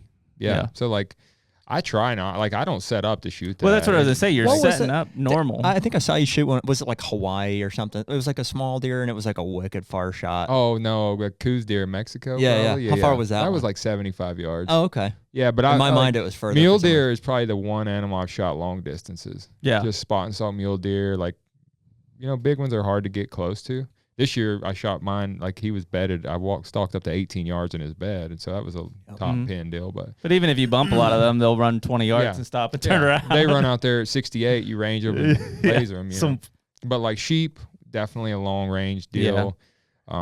Like my elk this year was 30, 32 yards. So nothing this year has been over. Because when people hear Levi Morgan, they're like, this guy's killing them at like 100 yards. Like it's been like, that's been my label since the beginning. Because I've done it a few times. Because you can. But like 95% of my stuff is under 40. Yeah. Well, there's not a lot of guys doing it on film. I say Bomar's the other one recently that's like going to Africa and shooting baboons. For sure. And I did it more. Yeah. I've got some stories about baboons. But it's amazing. That's like in one sense you're like, is this ethical? But then you see it happen with such perfection. You're like, oh my god, it is. It is ethical in my opinion. If you have the ability, like not very many people have that. It's the one thing I'm good at. Is shooting a bow. Like I'm not good at a lot of things. I've spent my entire life doing it, and it's still a risk. But like. The funny thing is people are like, oh, I would never, that deer can move a lot at 100 yards. I'm like, they can move a lot at 40 yards. Like I've like honest to God, I feel like 40 to 60 is the worst range to shoot a whitetail with a compound bow for me because they can hear the bow so clear and they hear the arrow and they have time to react. It's like a worst of all the cases. Like at 80 yards, they don't hear that bow really. And like they'll just like if they do, they're just kind of like, what was that? And then it's too late. Too late. The Hunter Podcast is brought to you by Rack Hub. Well, dude, sheds are starting to hit the ground. Yeah, and although we usually don't find many of them, we've done pretty well this season so far. I would say for just a handful of walks, we've got a pile of sheds to show for it. So yeah, I'm excited. Yeah, I mean, if shed season would end today, I think it was pretty successful. So this year we're partnering with Rack Hub. It's an antler mounting system for your sheds. Yeah, and obviously people have watched our podcast. We've got this massive pile of sheds that are on the table at all times, but you guys took the time to set up Wide Boy Shed on the R1, which is a really cool way to now have that thing right off to my left-hand side during the podcast. So some of these sheds just call for a little bit more appreciation, I guess. So rather than being on a pile on the table, we're going to mount them on the wall, and they look awesome. So yeah. And so if anybody wants to try Rack Hub, you can use the code HUNTR10, HUNTR10 at rackhub.com to get 10% off your order. Use Rack Hub to make the most of your shed season. Can you tell us real quick about your bow setup, like for hunting? Like what's your draw weight and? Yep, shooting 80 pounds. The new Lift X, 31-inch draw. My arrow weighs. This is the heaviest my arrows ever weighed. The new Ultras are heavier than what I'm used to. They're making a lighter one, but I really actually liked it. It's 550 grains. Oh wow! Shooting like 292. Yep. And so that's a freaking spear coming at him. Oh yeah, at 31 wild, and a half. dude. Yeah, Jeez. And so that's kind of that is the speed range too. I mean, like especially for whitetails, if you can like be accuracy between and 290 quiet. and 300, yeah, you get over like 310. It's like it's a louder setup and kind of wild. Well, it's interesting what that difference in weight will do. So like compare that to I'm shooting that Hoyt, the RX-7. Well, I was shooting the 8, and then I had a string incident. It was rubbing against my lone wolf, actually. So, but regardless, they're essentially the same setup. So I was shooting at 80 pounds, and I'm 29.5 inch draw. So you got 1.5 inches on me, right? And I'm shooting a 500 grain total arrow setup, so 50 difference. But I'm shooting 300 feet per second. Right. Yeah. That's a good range. I love around 300 for like I'm not a heavy arrow guy at all. But when you put an LRP system on the front of an Ultra, it's just in relation to your setup, 31 inch.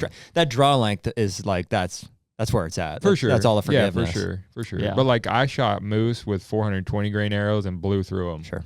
So it's the main thing is like just where you hit them and the really sharp broadhead. So but that's kind of where I'm at right now. I really like the 80 pounds. I hunted with 70 for a long time. Nice, then I went 75, and then I went to 80. We're going to get more guys shooting 80 pounds, man. Yeah, because I'm like, man. Puts masculinity back in the... Yeah, I like it. And Cam made a lot of sense to me. He's like, when he said, like, somebody asked him, he's like, why would you do that? He's like, because I can. Mm-hmm. And I'm like, if I can draw 80 as easy as I can draw 70, why wouldn't I?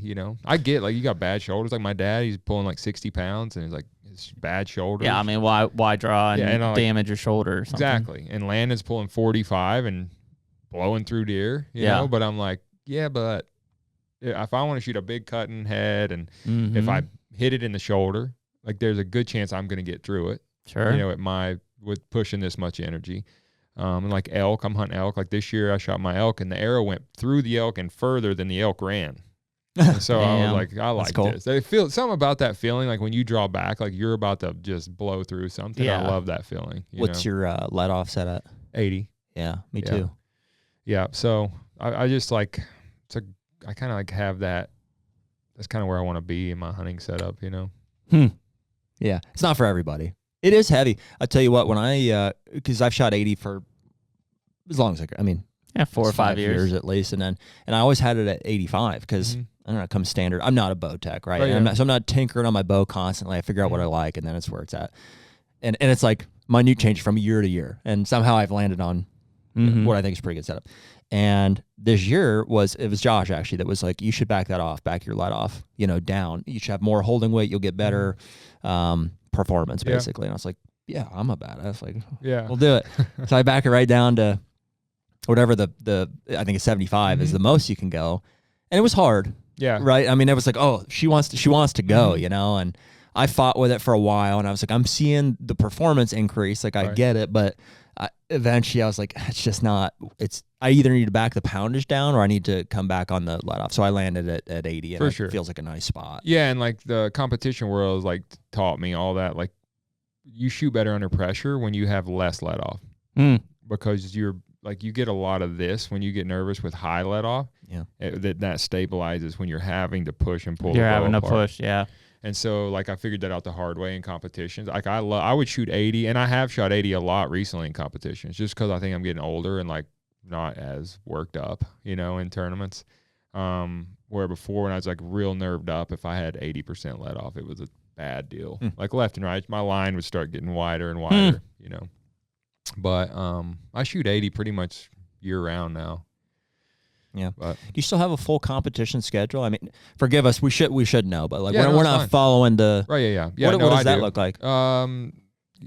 Like I still have a full schedule, not as full as it was. Like I don't do Reading anymore. I don't do indoor nationals anymore. I don't do hopefully Vegas anymore. So you're still doing a lot of the ASA. I do all shoots. the ASAs, all the IBOs. Yeah. So that's 6 and 4, so 10. 10. I did 10 major events last year. First year I missed Vegas since 2007 was last year because Dad had a heart attack. So, but I missed it and like didn't miss it. So I was like, I don't want to go back. Yeah. Then it was the one shoot I've never won, and it was like, maybe I'm just not gonna win it. So it's like I'm totally fine with. That shoot just seems different overall. Like the presence, the atmosphere, like even just getting to the end. It's like, I mean, obviously you look at some of the shooters that make it to the end and win those, like Bodie obviously won it here recently, but it's like, some of the guys who are amazing, you included, it's like, it's one bad arrow. For sure. Like, and I've made that shoot off as much as more times than anybody except for 2 people. Yeah. And I've never won. I've got 2nd, 3rd, 5th. It's just like, it's so easy that it's hard. Yeah. And that's what I've always said about Vegas. Like, you stand there and you shoot at 20 yards at a dot, and it's so easy that you can be perfect. And then 3 days later, there's 18 other people that did it too. Mm-hmm. And it's like, that's just like, and then they wipe the slate clean, and then it's like sudden death. Beat 18 people. Yeah. So you go through 17, 16, 15, all the way, and all of a sudden you get knocked out in your 5th. It's like, God, it's a freaking, you got to catch your streak at the perfect time. You have to go numb during the event, just shoot your 900. And then you have to catch your streak of Super X's at the right time to win. Yep. And it's just never, like, the one year I should have won, I got 2nd. I beat everybody that had ever even made that shoot off, and then got beat by a kid that had never been there. So it's like, okay, I can take a hint, like, yeah. Maybe I'm not supposed to win. Seems like a great place for somebody who wants to be like, I beat Levi Morgan. Yeah, it is, because you could pad that stat there in Vegas. But like, it's just a good streak, really. It's like you may not be the best shooter, but if you're on it and you're feeling it and you're on a good streak, you could win it. Oh yeah, like there's several years I have, a couple years I've led the X count. So where like the Super X like the size of a dime, and then the 10's like a little bigger than a quarter. You can't miss the 10, like, or you're And how out. far is that shot? 20 yards. It's 20 yards. You can't miss like a quarter. Yep. For 3 days. And so like, but the Super X is like the size of a dime. So out of 90 arrows, I had like 86 or 85 Super X's. And the guy that ended up winning had 60. Wow. So like I shot better than him all weekend. But when they wipe the slate clean and say go and that shoot off, like he just catches his streak at the right time and beats you, So it's a frustrating game. Like, but the guys like Bodie, and Kyle Douglas, and in the past Chance and Rio and Jesse, those guys that have won that multiple times, it's just, you have to be able to go to a place in your mind that is. Yeah, you cleaned everything out. Yeah, there's nothing there. It's tunnel. And I've won indoor nationals, won Reading. I've won every one of those big indoor dot events except Vegas. So I know what it takes to win them, and I've done what it takes to win Vegas, and just didn't work out. I feel like you can prepare all you want. Like I can prepare for Vegas all I want, and I can be prepared and shoot a 900. But what happens in that shoot off, you can't practice for it. And like I refuse to start practicing now. Like I am hunting. Yeah. And like we were in a tree in Mississippi last week, and Gavin Dodd was filming me, and he's like, "Can you believe people are shooting tournaments right now, bro?" And I'm like, "They're what?" Like it's not even in your brain. No, like I don't want to do that. And that's what it takes. Like the year I shot really, really well indoors, I was shooting overseas. I went and shot the World Cup and won bronze at World Cup in Vegas, got 2nd at Vegas. It was like when you're in that environment constantly, you get to where you can flip that switch and go like zombie. But like I'm way too a strategy-based person. Like everything I do, strategy. To turn that off indoors is really hard for me. But it seems like on the ASA and the IBO, like you adapt because you're outside, you're in like the woods environment, like that's where you really and there's a lot of risk reward. So like you can shoot an 8 and you just have to hit the middle more than the other guy. Like I can hit 312s, get that, and like I can. It's a lot of strategy, course management, when to go for it, when to stay safe. You kind of let everybody else. I learned a long time ago to like let everybody else fall. Just be standing there. Standing there at the end.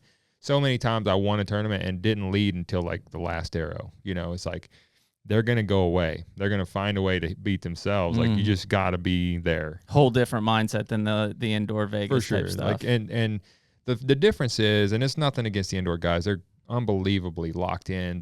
As far as a pure shooter, no better in the world than those guys. But they cannot come and beat us at the 3D game. Like they can't even be in the top 20.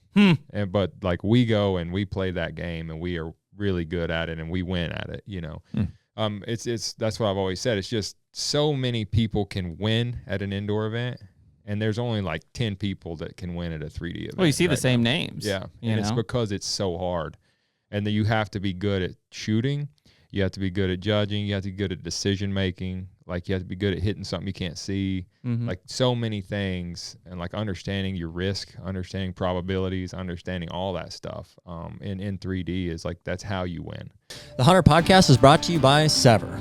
Well, one of the biggest things that we always talk about is what our arrow setups are. And this year we're shooting the Sever broadheads. I think we're both shooting the new 2-inch titanium broadhead. And so, we're huge proponents of expandables. And I know we've had this argument back and forth with people, but we're right and you're wrong, and you just need to accept it. We just want to have a giant wound that pumps out blood. That's the bottom line. We build our arrow setups and shoot bows, to maximize penetration, and we shoot broadheads that are going to give us the best blood trails, the most hemorrhage possible. And so part of those setups is we're also shooting the Easton arrows here coming up pretty soon. So we've shot the Victory in the past, and there's all kind of great arrow shafts on the market, but like we're looking for a whole system from broadhead to arrow components to the arrow shaft itself. And the more we look at some of these Easton shafts and the components that go with them, that setup's going to be really deadly for us. Yeah, I'm actually using the Easton traditional axis right now in my traditional setups for both my recurve and my longbow. I've got a 100-grain brass insert on those, and then obviously I'm using a fixed blade broadhead on those specific shafts. Right on. So, but yeah, our goal is always to be shooting the best broadhead that we think is going to be the most lethal for our setups. We've done plenty of research. We believe in the Sever broadheads, and we hope you would check them out at Sever Broadheads as well.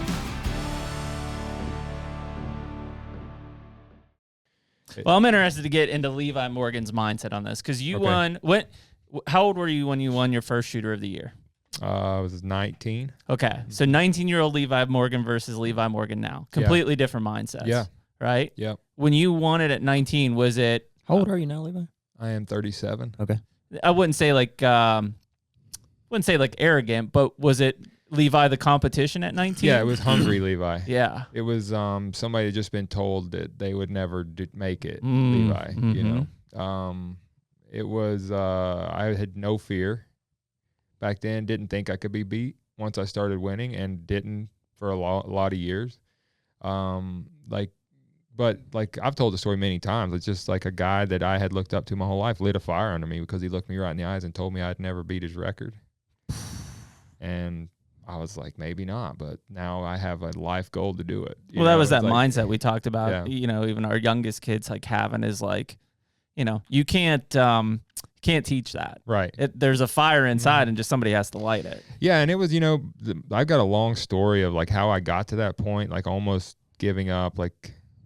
When I won my first tournament, it was my last one, and nobody really knew that. I had to borrow money from my dad to get there, and I had already told him I was quitting. And long story short, he gave me the money to go and begged me to shoot one more time. I did, and I set a world record, won the tournament, and just when that happened, I was like, I'm meant to be. This is where I'm supposed to be. And I was 18 at the time, and so once I took the lead on Shooter of the Year in 2019, it was I didn't look back. I won, and then it was I had this goal to win 8 because 7 was the record. And when I won 8, I was I'm going to 20. It's just kept going. But eventually, I just got older and had things happen in tournaments where I would lose and shouldn't have lost. And so once those things enter your mind, it's a lot harder to have that I'm invincible mentality. Mm-hmm. It's more of a realistic look on it. And so I still have the same attack mentality as I did at 19, but I have a way more realistic view of it, I think, where I'm not going in there going, I can't be beat. Things out of your control. Yeah. Nobody can touch me. I don't have that anymore, I mean, for a while there, though, I'm sure you, because of that, competition, I can't be beat, you were looking for people to challenge you. For sure. I was mad all the time. Yeah. I was mad at everybody all the time. I was just to tell me what I can't do. Just please, you know?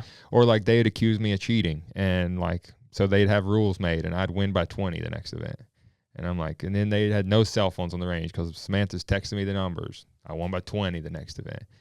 Samantha stopped going, I'm guys, let's go. What else am I doing? I was always being accused of something. So I always had this fire in me to prove a point, and I don't have that anymore. Sure. I'm well, frankly, you kind of did it. It's yeah. Yeah, and I love the game, I still love to play it. I can't prepare like I did then. Mm-hmm. Then I was working, 40 to 60 hours a week as a mason. But every spare minute I spent with my bow. I didn't have kids. I was I would work all day and then shoot till dark. Like I was like, I'm gonna do this, and so I was broke all the time because I was no sponsors either. But I had a fire that I don't think most people that are in that game understand, the fire that I had to do it. Which is a weird thing to have a fire to do, but it was just like what I felt like I wanted. And like since I was a little kid, it was like, this is what I'm gonna do, But did you come from like was there archery in your family? Like just bow hunting. Your dad was a bow hunter, or yeah, my dad was a bow hunter, and like so when I was 5, he would go to like local shoots just to like work on shooting a bow, and it's kind of something fun him and his buddies did, and he would drag me along, and so I started like just right away winning at the local level and then the regional level, and then he took me to the IBO Worlds when I was 6.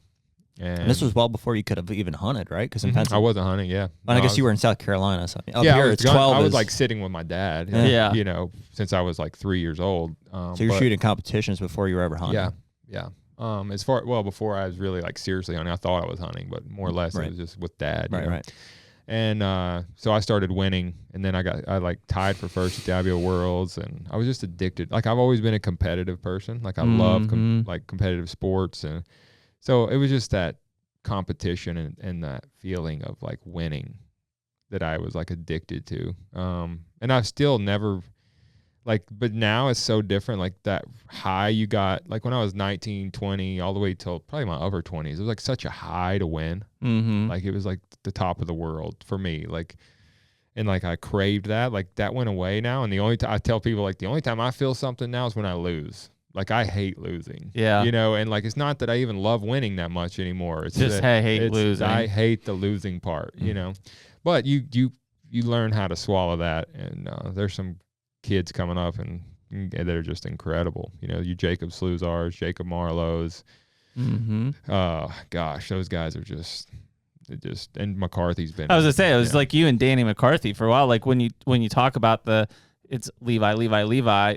The guy that then came up was Danny. Danny, and he was always there. Yeah, he was always there. Danny was always the guy. Like I could shoot a high score, and I wouldn't care what anybody else shot. But I'm like, what did Danny shoot? Where did he finish? Because he's the one guy I felt like that could top that. Yeah. And so he's been a great competitor. Over the years, just like pushes me. Still. Well, that's what I was gonna ask. So like at some point, Dan was a shooter of the year, and Levi wasn't, right? And what was the mindset there? Was it Dan beat me? Was it I beat myself? Like what? Both maybe. A little of both. Like this year, I beat myself for sure. I had a 9-point lead going into the Classic, I think, on Shooter of the Year, and lost it. And so definitely made a lot of mistakes. And then Danny just capitalized. He's a capitalizing son of a gun. He's just, when you make a mistake, he's standing on your throat. But in a way where you respect the guy. Oh yeah. And it's like what it takes to be that level of competitor and not just thinking you're going to do it, but like executing it. It's a difference going, I'm going to 14 this and then shooting it in the face. It's another thing to say I'm going to 14 it and then 14 it. So the mindset's really like useless unless you can execute it, and he does. A lot of guys have the right mindset and just don't execute, and then vice versa. They execute and have a terrible mindset. It takes a lot of things to be consistently at the top. Danny's always been that guy, though. What would you say like your relationship to competitive archery is like now? It's obviously you've talked about how it's changed. You've been more realistic, and with age probably you're less hungry. You've accomplished a lot. You know what I mean? Is it still is it a career for you? Something that you just do? Is something that just fits into the structure of the year, or it's obviously an income generator as well? Yeah, for sure. It's definitely always been the thing that set me apart. Like I've always said in this industry, everybody wants to hunt and get a paycheck. It's not how it works, right? Like you have to be different. You have to work. You gotta. People don't see the sacrifice it takes to really make it in the hunting industry and have a good career. So you have to be different, and it was always the thing that made me different. It was like leave it, but it was also the thing I loved. And now, like I don't love it as much. Like I think because there's a lot of baggage when you're with like that close to something for a long time. There's a lot of bad memories too. Like a lot of good ones, also a lot of bad ones.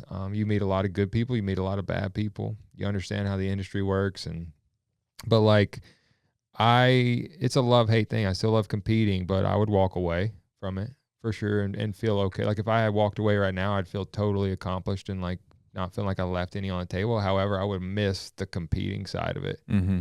And like a lot of my great friends are there. And so I think that's like any athlete's mindset. Yeah, for sure. I mean, look at the guys even at like the NFL level, like a Brady or whoever, you know, or Ben, right? Yeah. It's like, you know, they know when it's probably time to walk away. Doesn't make it any easier. No, it's not easy because it's been your life, you know, and it's like, and I still love competing, like that. But the problem is, like, I have so many other things that are above that now, like my family, my kids, and hunting is something that I love.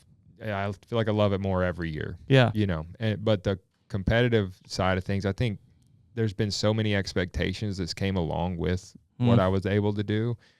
It's like this dark cloud that follows me around everywhere. It's like if I go and shoot, no matter how much fun I have, no matter how well I think I did, if I don't win, there's questions, you know, and it's like, is he washed up?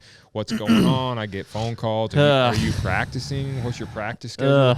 And it's just like, man, like, well, it's an interesting complex. And like, you could probably look at it and say, well, maybe you have to a degree, but like, you know, thank God that you didn't make your career in hunting, right? Because that is the one thing that you love. Because I think that expectation follows guys that have continually killed booners or 180s or 200-inch deer. Well, because when there's things out of your control that like prevent you from doing that same cloud is there. I mean, we know guys that are like, they feel the pressure when they're like, feel like they can't shoot a 160. They can't. Yeah. Because it's hunting. Or on the other side, they've got to just shoot deer to make a show. Right. Yeah, for sure. And deer that don't make them happy. Yeah. I mean, I think like I probably make, you know, a better living in the hunting world now than I do in the competition world, but it's all fed by the competition. Like it was sure. Dude, the competition world made that path for me. I remember the year, and I was young, so I'm 31. Yeah. A couple of years younger than you, but I remember the year that you came back to Matthews. I don't remember who you were with or whatever, but I remember walking around ATA that year, and that was the buzz. That was a big year for you. Yeah, for sure. 2017 or 18. I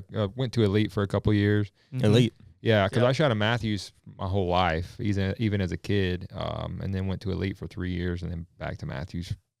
Be there probably till the end. But yeah, I mean, it's been the competition thing has been great to me. You know, I'm so thankful for it. But at the same time, like I don't have that fire like I used to. I still hate to lose. When I get there and they say go, still the same guy. But it's the never letting that flame go out at home. Like used to, that flame was burning 24/7. I wake up, I'm thinking about how I'm going to win the next one. And like there were no stones left unturned when my 20s. You know, now it's like I'm a baseball coach. I'm you know, watching babies. I'm putting kids to bed. I'm like, my mind is not on. After coming off a long hunting season. For sure. At that. Yeah. My mind is not. I'm like, gosh, I need to go set a bow up. I need to, you know, I got a major tournament this weekend. I ain't fired an arrow in 2 weeks. You know, it's just that kind of thing. But it's like, I'm not going to neglect my kids so that I can selfishly go try to keep this flame going of winning. You know, I mean, there's also the aspect of like, it's how I provide for my family. So I have to do a good job. I want to do a good job for the companies I represent as well. Like they're counting on me. They invest in me to go do a good job. It's just impossible for me to prepare like I did. I've been very lucky though to still be highly competitive and win a lot of events, not preparing like I used to in my 20s. You know, and still be right there at the top. This year is probably my best year ever shooting. I think out of 11 possible wins, I had 9 in the top 2. Wow. Only 3 of those were actual wins. I had like 7 or 6 seconds or something. But I shot as well as I ever have, you know. And so it's just one of those things. I'm like super thankful every year. I'm like, God, am I going to have a bad year? You know, if I am, just like give me a good attitude because I know it's coming eventually. You know, like help me handle it. Like, because since I was 19, it's just been like, let's go and compete and have good years, and just been very fortunate. You know. Well, I think it's pretty admirable how you've been able to like transition into. I mean, at least from us, we're not as in the target space, but just like as observers and like I guess neighbors of yours, kind of. We've been like. It seems like you've made a very successful transition, or you did a while ago, into the hunting space and then into just kind of who you are now, right? Like it doesn't seem like there's as much expectation on you to perform at the archery.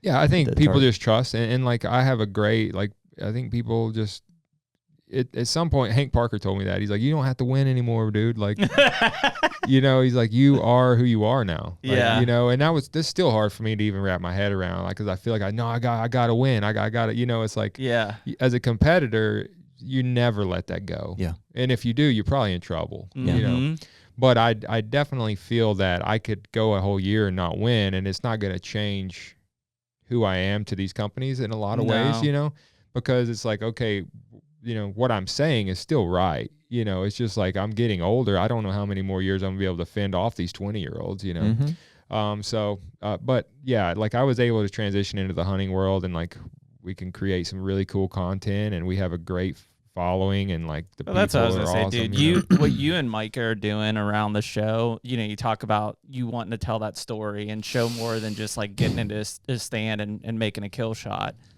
I think most people probably even listening to this are more familiar with that version of Levi Morgan than they are Target Archer. Yeah, no doubt. Like right?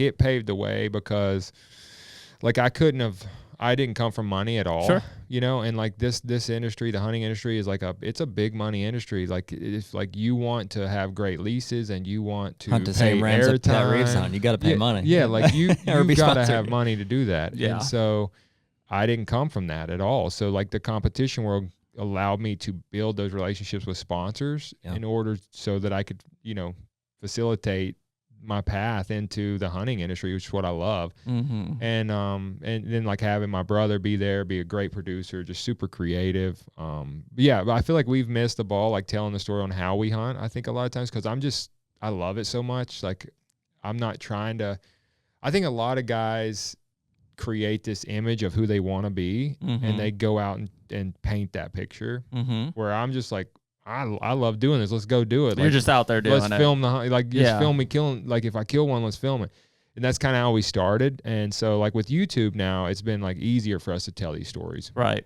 The outdoor channel is tough because you get 22 minutes and like you got 3 encounters and a kill. Like that's all it's getting in there. Yeah.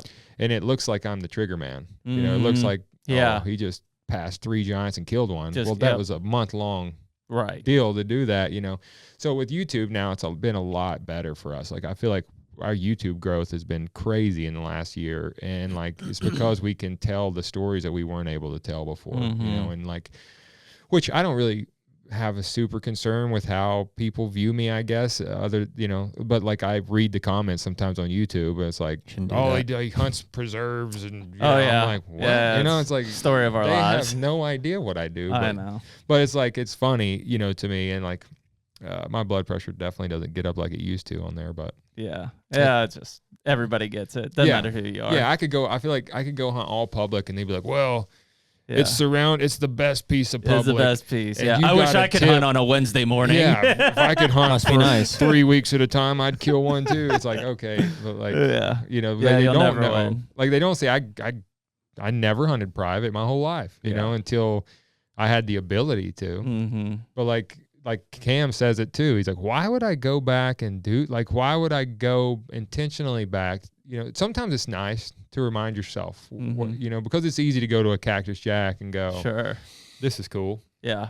And not remember your 14-year-old self not seeing a deer for 2 weeks. Right. And so me and Mike have thought about several times just being like spending a whole year like going back and hunting all the places I grew up hunting, like let's go South Carolina, let's go public land, Ohio, Shawnee State Forest, let's go all these places, and like, let's just show it. Like, cause we killed deer on these places. Walk-in in Kansas, I had some of the best hunts of my life on public. Killed some giant deer on public in Kansas. So like, I just like, but then I'm like, am I willing to spend a whole year of my life proving something else to people? No. Why? So I'm like, I'm going to do what I love. Yeah. And I do it because I love it and how I love to do it. And like, if people love that, great. Yeah. You've already done that other stuff. You've proved it to yourself. Right. That's all that matters. Yeah. And that's the one thing people are like, has having a show ruined it for you? I'm like, no, not at all. Like, if that show goes away tomorrow, I'm still going to go sitting in the same tree. Like I love it. So you need to bring Cam out to the mountain and break him in out here. Yeah. He's just easing into the whitetail thing. He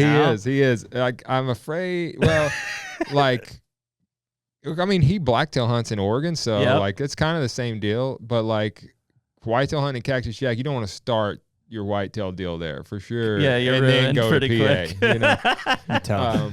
But Cam has been like, I had a view of Cam before I really got to know him a little bit. Like, I'm like, this guy, I'm not sure about. I think a lot of people see that, But just, like when you're around him, you get a whole new level of respect for him. He's a super good, genuine guy that has come from some hard knocks too, and like he just enjoys the same things we enjoy, except possibly the running part. I don't enjoy that. Yeah. I did it with him, and he is an absolute animal.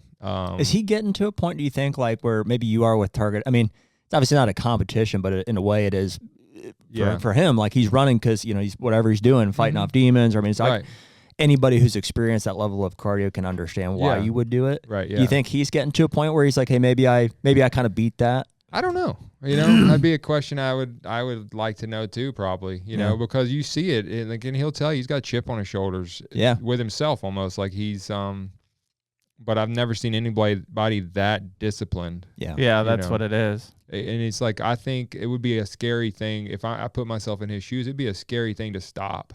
Yeah. What are you gonna do with all that time? Yeah, exactly. Because you've been so disciplined for so long. Like that's scary. It's like kind of like scary for me to walk away from competition. It's like that's been my life since I was 6 years old. So it's like, what's after that? What am I gonna, But yeah, that's an interesting question. I'd love to know the answer to that. Like what Cam's thoughts are. Is he gonna run till he can't? Yeah. Yeah. Because I mean, Cam's what, 50? Yeah, 50 something. Yeah. Yeah.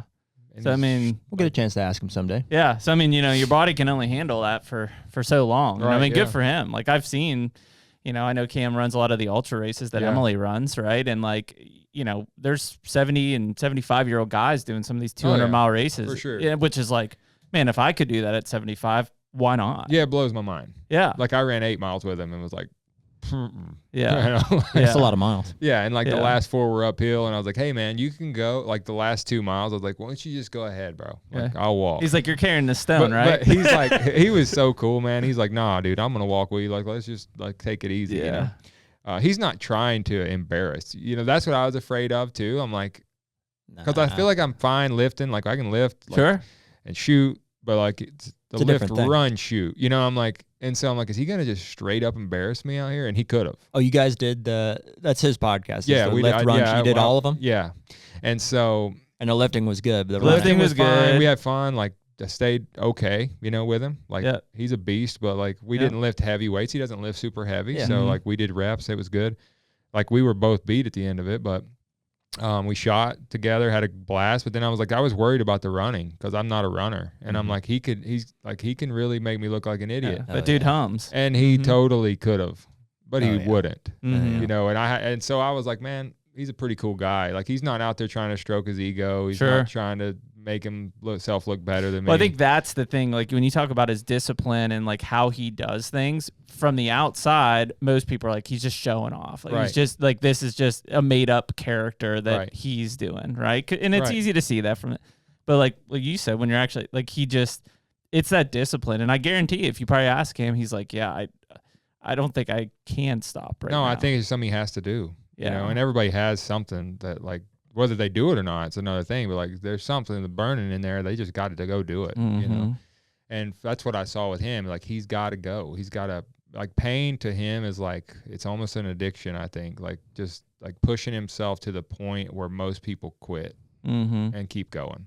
Yeah, and that's what he loves. So. Yeah. I also look at Cam's, from a hunting side, out west on the boat. Like he's got a fairly short season. Yeah, for sure. So there's a lot of prep for a fairly short season. See a whole lot of it. I mean, I think most of the exposure like that I have to Cam is like Instagram or, I saw that grizzly hunt that they filmed and stuff. I don't recall seeing like a filmed elk hunt or it's not. He's not putting out like a structured thing. Not like structured. I don't think like that. Like hunting. Like he'll put his Cactus Jack stuff on there. But like I've hunted. We're at Cam elk hunts. It is not easy. Yeah. And he kills bulls in there every year. Like and like that Roosevelt elk hunting in those mountains out there on the coast. Yeah. Some of the hardest hunting I've ever done. Like I would compare it to sheep hunting in certain areas. Like. It's not, and those bulls are not easy. They don't come to calls very well. They don't talk very much. They're like a big whitetail where they don't run in herds. Yeah. They'll have 5 cows, and they're like in one tiny spot. and if you're not on them, you ain't gonna kill them. Yeah. You know.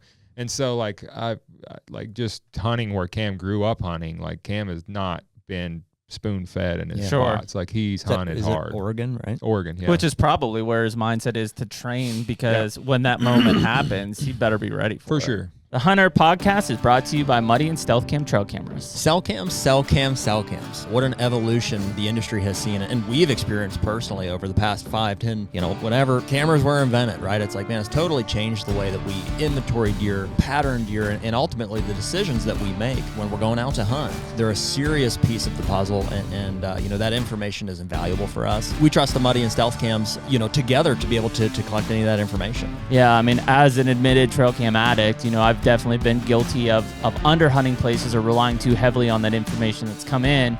That said, it's an invaluable tool to the overall management plan and strategy that I have for my own properties or even hunting public land. It doesn't matter. We have a finite amount of time in going out and hunting. So when you and I are after a particular class or quality of deer, usually a mature buck, we can't waste time hunting an area where that deer doesn't exist. And those cell cams provide that information that allow us to spend the time in the area with the highest chance to accomplish our goals. Say it all the time, man. They can't kill them if they're not there. That's it. So right now, any of our listeners can use code HUNTR20 to get 20% off either Muddy or Stealth cameras.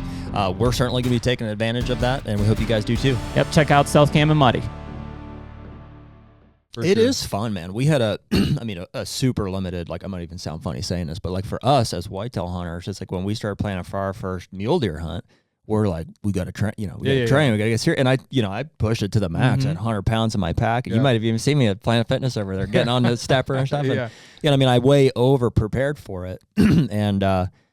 But you can see easily how that could become like, this is what I do now. This is the lifestyle. I'm going to be just the most over prepared, and the hunting gives you an excuse to do it. It does me. It gives you something like, maybe it's 6 months, 8 months out, but I'm going to be the best one when it comes. No doubt, because there would be nothing worse. Like, and Cam said this, there's never going to be an animal that I see that it's like, I can't get there. Yep. And like, that would be the worst feeling in the world. I've never encountered that, even on my sheep hunts.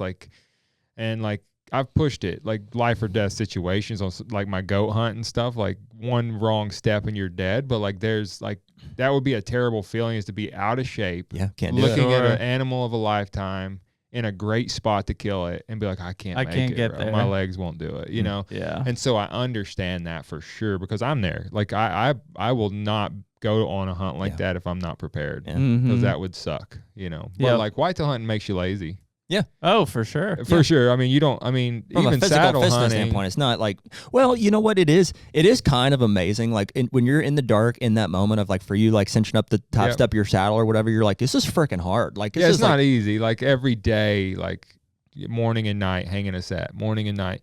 So like, but you don't have to do that. You can't just get dropped off and climb up the ladder. I wanted to. I didn't have to, but I love that about it. I think it's one thing I love about the saddle hunting thing is it's like, it's another step I have to add in, and it's like, I don't know.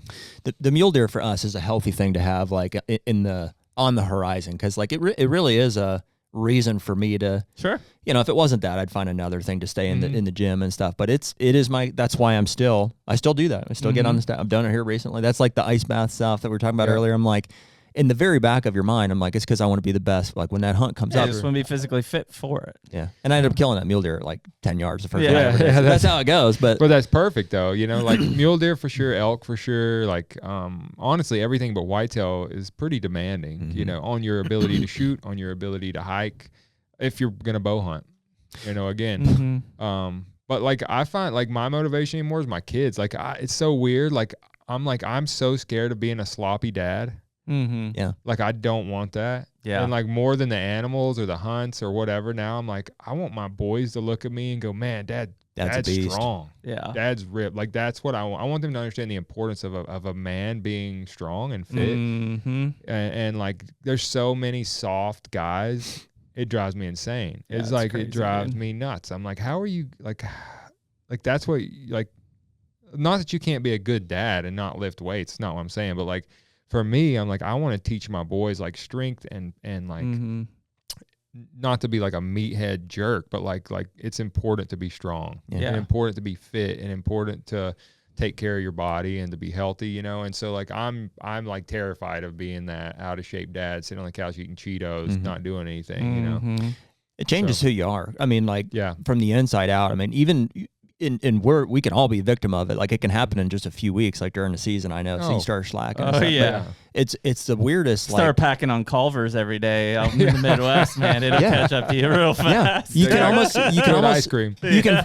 It is great. When we're not shying away from that stuff at all. And I'm maybe more guilty than anybody of like when the season comes, I slack off, frankly. But like I know that.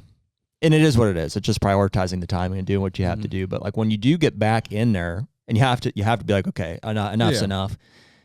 You're a different person, like really a different person. Yeah. I spent all hunting season getting out of shape, and spent all off season trying to get back in it. This is pretty much it. I'm finally here, dude. Like after maybe 2 weeks, like because we had getting back into season. Yeah, about 2 weeks ago, I was like, it's time. I need to start getting back in my regimen here. And it took, and it's just 2 weeks. I mean, it's not that long, but you feel that mental shift. Yeah, you're just the like, headspace side of it. Those first few like hard workouts, like if you haven't done it in a while, it's like the most.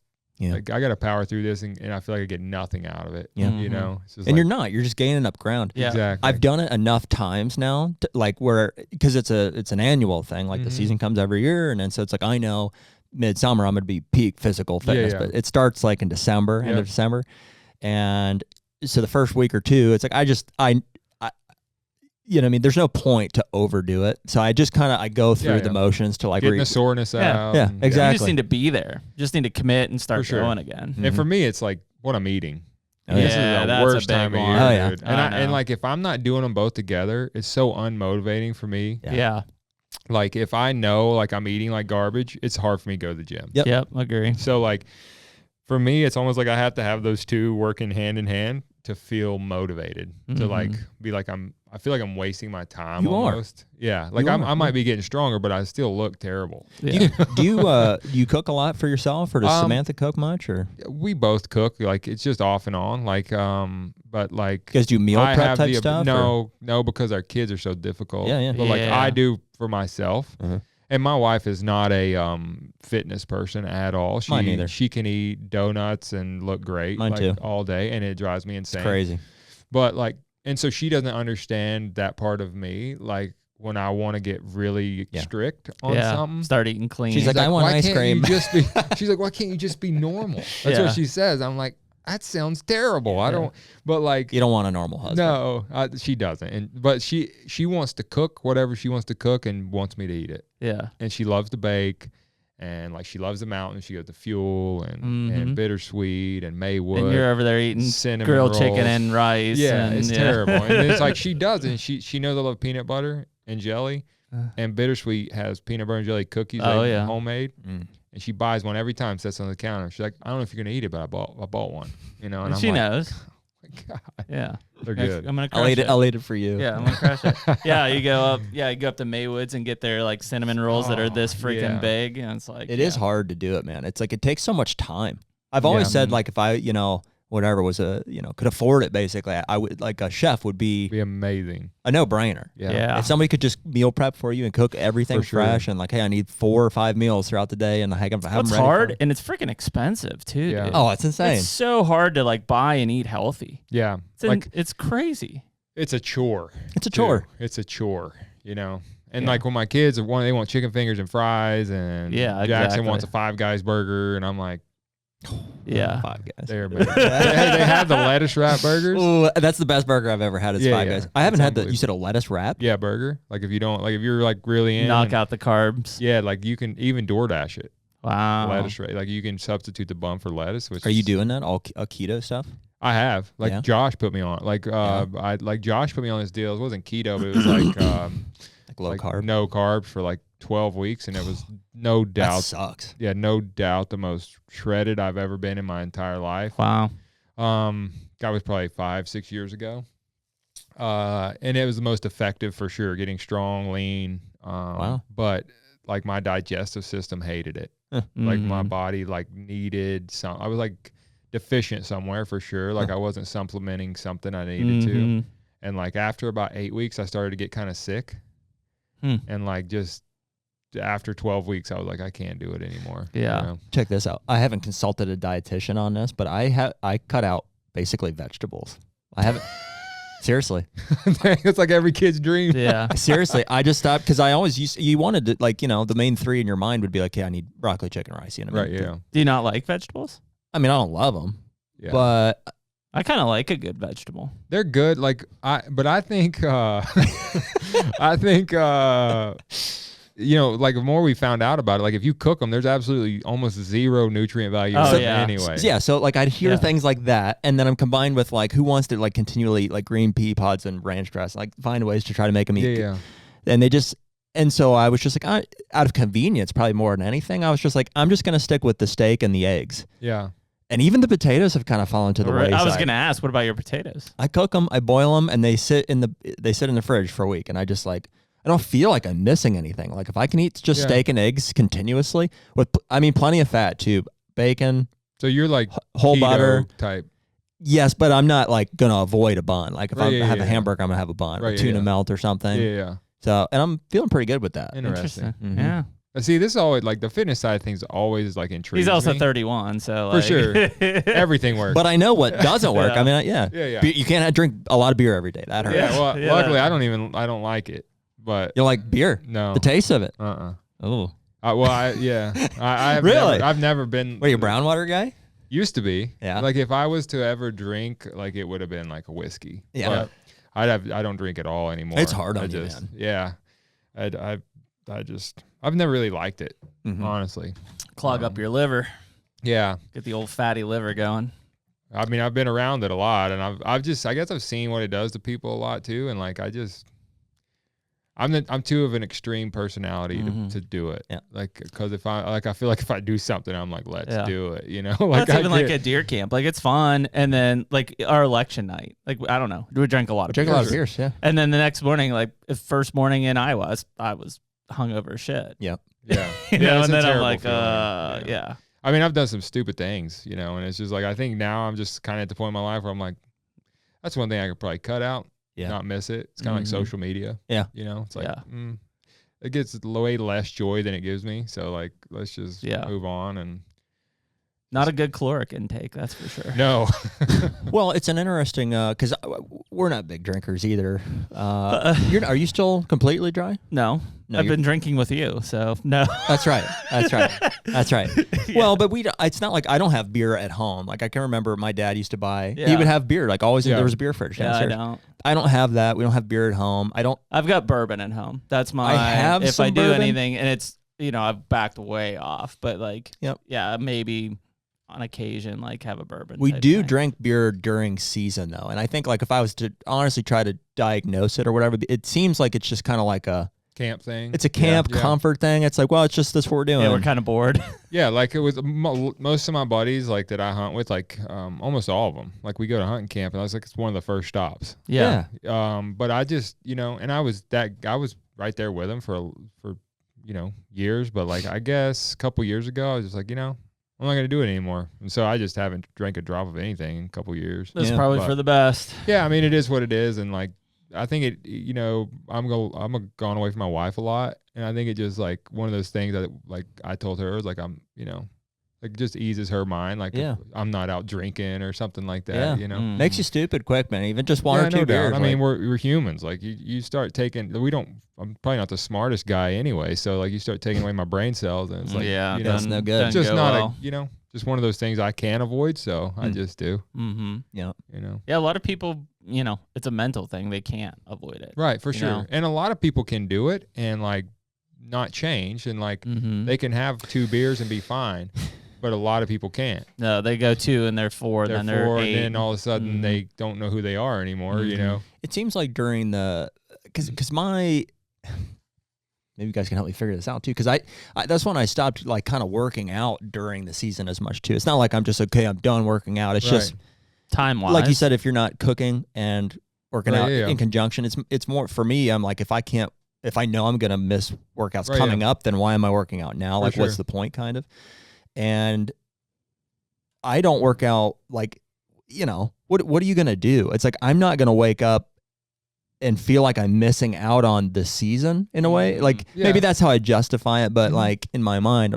And so the same thing is like with the beers, they seem like, see, and I sound like an alcoholic here, so I'm saying this, but it just seems like a part of it. I'm like, in my mind, I'm like, okay, I'm just going to embrace the season to its fullest. And like, for whatever reason, like that at this point means like I'm not leaving to go to the gym to work out or whatever, and I'm drinking beers. But I do suffer because of it. Casey's breakfast pizza. Yeah, you're just doing it because that's the thing to do. My deal is like, it's hard to go in and get like a honey bun and a, you know, then just cram that in your face and be like, I should go lift. Yeah. You know? Well, even on those travel trips, it's like it's a weird pseudo mental energy where I'm like, I'm fueled by Casey's right now. Yeah, well, you've got to eat whatever you can eat before you get into the stand, and when you get out of the stand, and then you just want to go to bed. Right, you're freaking tired. Yeah, so it's a convenience thing. Yeah, like, whatever you get. Like, I'm gonna get a breakfast pizza and a coffee and just put them right down my face and like go and do my thing. Yeah, and then you don't have to eat all day. Like, you're fine. Yeah, for sure. And I think like the alcohol thing, like I never grew up around it, so it was like introduced to me like later in life. Like, I never saw either of my parents drink ever, so like it wasn't a thing. Like I grew up super strict Baptist, so like drinking, like as a kid, I looked at it like if you drink a beer, like you're evil, you know. Like interesting. And so like obviously I don't have that view now. Like, how about dancing? That's a Baptist thing too, right? Yeah, they don't do that. Like my wife loves to dance, so I don't have that view She's either. The devil. Like, yeah. No, so like I had this view of it that was like, so I didn't ever even drink a drop until I was in my 20s. Yeah. But then like obviously my parents are like way more mellow now than they were. Like when I like in the 90s, it was like skirts, no alcohol, no dancing, no anything, you know. And that's kind of how I was raised. So like it was kind of one of those things where I never learned to like it, and so I just never liked it. Like just like the way it made me feel. I never liked anything. I did it like because I was around it, but then I just came to the point where I was like, I just don't even like it. So I'm like, why am I doing it? You know. But like now, like all my buddies have beer at dinner. Like I think there's zero wrong with a beer. I think it can be abused like anything else. You know, like food or attention or whatever. You know, anything in access that you can't stop is a bad thing. So. Yeah, I agree.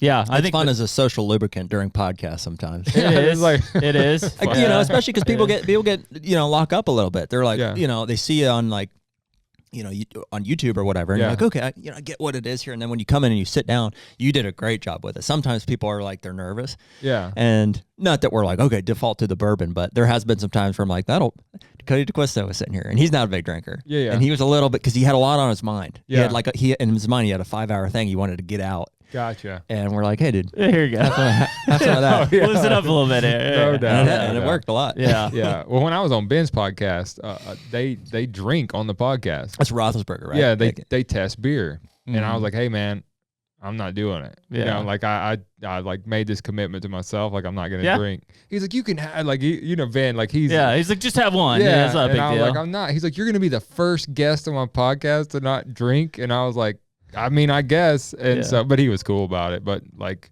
all my buddies, like it's not a thing, you know, it's just me that it's just like, yeah, but we all have the buddies that we also are like, I got a couple of those. Like, that dude's a little over man, the that's top. Enough. Like you're looking at the waiter like, cut him off. Cut him off. Please stop. We do pretty good with that. We don't have anybody that is a big red flag for us. So. No.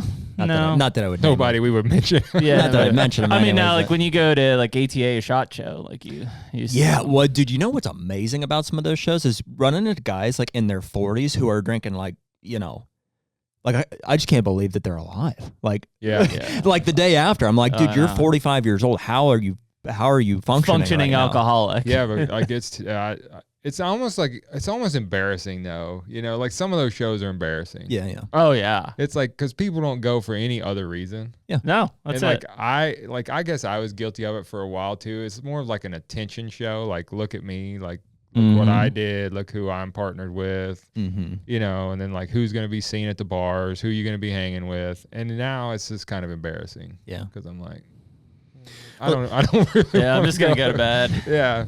Yeah. But like I get it because I was there, like as a young 25-year-old trying to make a name, you know, and like everybody's cool, everybody's going here, you know. Well, the show's changed a lot too. I mean, if you bump into one or two people that you're like get to have a meaningful conversation with that you wouldn't otherwise have, that's what they're. Yeah, that's more like my style, I think, especially nowadays. I just want to like be around good people, go to dinner, hang out. Yep, good dinner, go to bed. Yeah.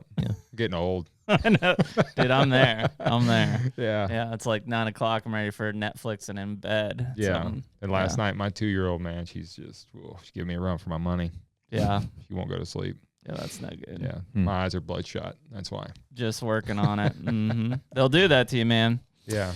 Well, dude, I know you're on a tight schedule today. You got some stuff to do, but we appreciate you jumping down here and talking. Been a long time coming. Yeah, for sure. Living 15 minutes away, so I appreciate you guys having me. No, man, it's been awesome, and we wish you and Sam and the kids Merry Christmas, and we'll have to do it again soon. Yeah, sounds good. Just let me know. Thank you guys. Okay. Awesome. Well, we appreciate everyone listening to episode 229 of HUNTR Podcast with Levi Morgan, and Merry Christmas, and we'll see y'all next week.